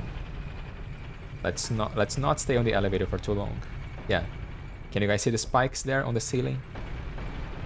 There'll be spikes there, chat. If you stay there, you're gonna get poked by the spikes. Let's do a bit more exploration around here. Does this open from this side? I don't think it does. Yeah, no, it doesn't. We can, however, come over here to the ballroom. It's the ballroom, chat, because that's where the balls come from. I'm sorry, I'm losing my mind right now. I'm not sure what I'm saying anymore. And here I believe we have... no, the other side. We have the guy who was throwing lightning at us earlier, so let's go get him. Let's go get him. There he is. Take this. Hiya. There. Plunging attack. They are so good in this game, man. Sadly nerfed in Dark Souls 2 by the abysmal hitboxes of Dark Souls 2. We could go here to further explore the level, but I'm gonna save this for the next stream, I believe. Because there is quite a lot of stuff to explore on this level, including a bunch of Titanite demons, which we are going to fight. There's a very interesting way of getting rid of all of them, if you're playing a similar build to this one. So let's come over here instead. And here we have the Black Sorcerer set and the Sorcery Hush. So let's check this out. We haven't read the Danger Robe. I'm gonna read this as well in a moment. So, Black Sorcerer Cloak. Cloak worn by secret sorcerers at Vinheim Dragon School. They secretly work with sound-based spells and never reveal themselves. So they are spies, basically. And we have, fittingly, this spell. Hush. Sorcery developed by a certain excuse me for a moment. Surreptitious.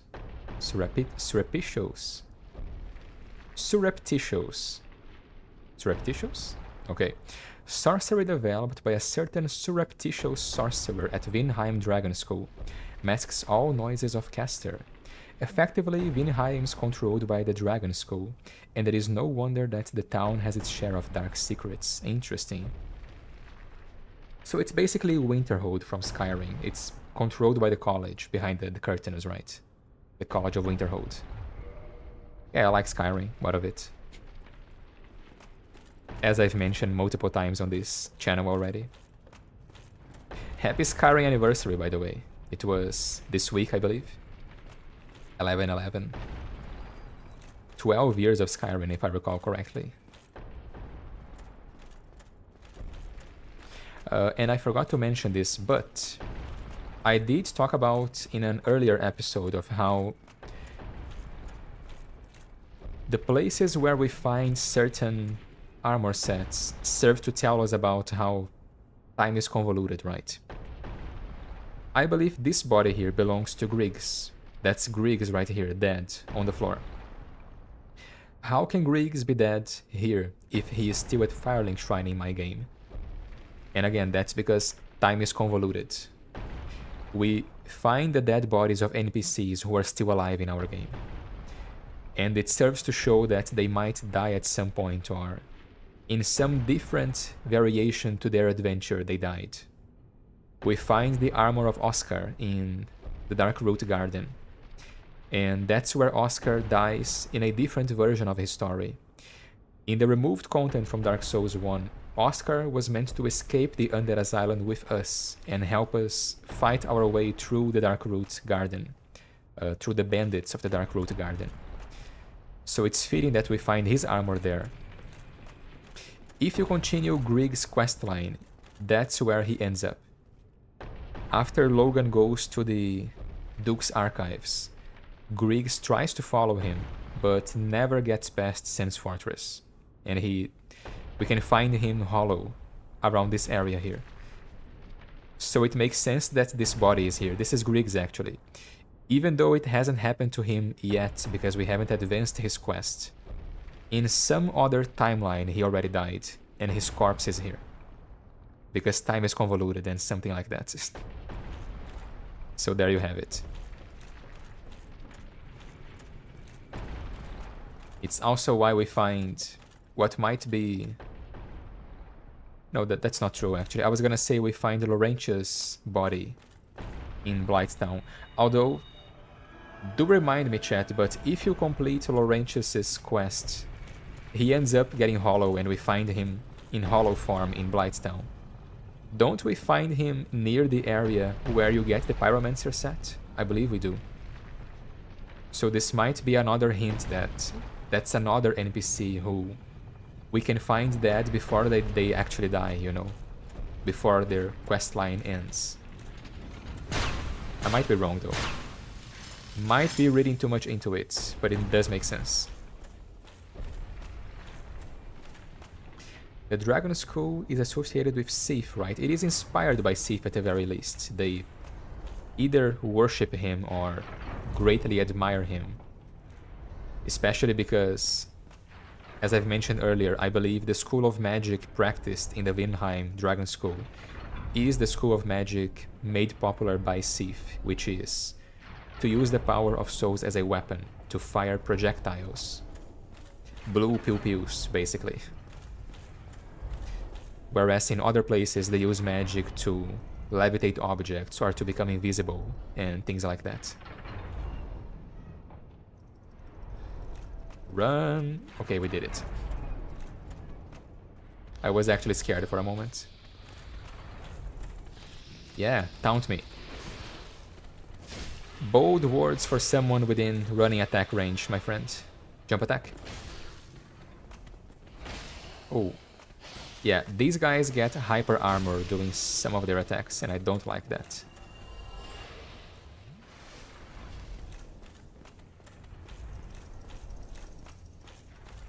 We have another serpent guy right here. I'm gonna shoot you in the face. Yeah, it's actually a good idea to wait a little bit in between each attack because it gives them time to reset their animation so you can stagger them again, you know. Very easy to deal with these guys if you have a great sword.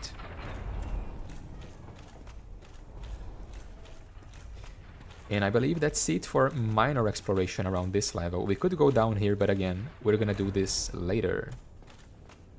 At a later moment. Let's go up instead.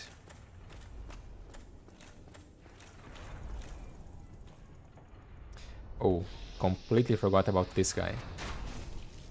Yeah, you're getting lightning, sir. I'll show you lightning. Here. Oh. What? Okay. Give me a second. It's big brain time. So we're switching our talisman to our right hand. Now I can do this. I can poke out of the corner. And yeah. Not so good when you're the one on the receiving end, is it? That came out wrong. You get what I said, right? You get it. Lightning, I mean, not so good when you're the one getting lightning spears to the face. It's what I meant to say. Okay. Let's stand right here and let's run past these guys. Nothing over there, so we are going straight here. And through the white light we go. This reminds me, we do need to speak with Griggs. We haven't unlocked any dialogue with him on this character because I haven't leveled intelligence on this character, but I will at some point. Okay, we should run, right? My brain took a second to remember what happens here. And let's jump straight down here into the worst bonfire placement ever in the franchise, in my opinion. There we go. Alright. Quite the level Sen's Fortress is.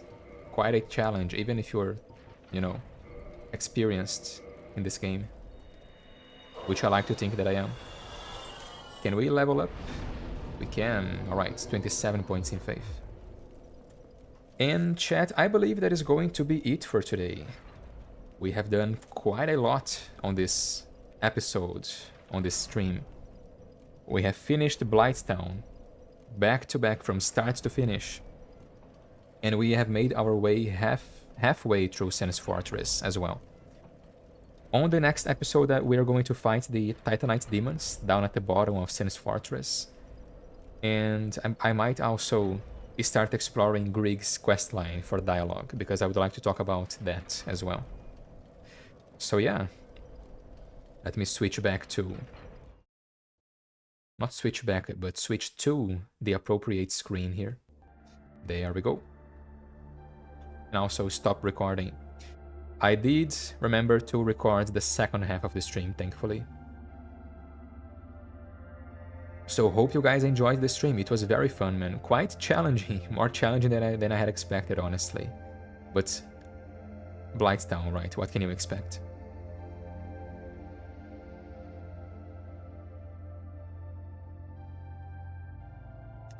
We have another nice bonfire to finish the stream here. We are getting a new bonfire, by the way. I am working on a new art for the starting screen and BRB screen as well. So we might get a brand new bonfire, a nice animated one for the next stream, for next Saturday. Which reminds me, if you like my content, I stream every Saturday. You can check this channel's description for the appropriate local time. And also, if you like Dark Souls or just RPG games in general and lore-related content in general, and you would like to support my channel, be sure to drop a subscribe. The channel has been growing slowly but steadily recently, so I'd like to thank you guys for all the support I've been getting recently. It's been quite fun, you know. I am trying to upload regularly as well. We are doing one video every week and one stream every week as well. So be sure to check us out if that sounds interesting, sorry. But yeah, there you go, guys. Did you guys have fun as well? I hope you did. We got to talk about quite a lot on this episode. I also like to think I'm getting better at speaking on the microphone. I was mumbling a lot more on the very first stream. We are getting used to it, chat. We are getting better. Just as in Dark Souls, you know, easy does it. Slowly. We are slowly getting better.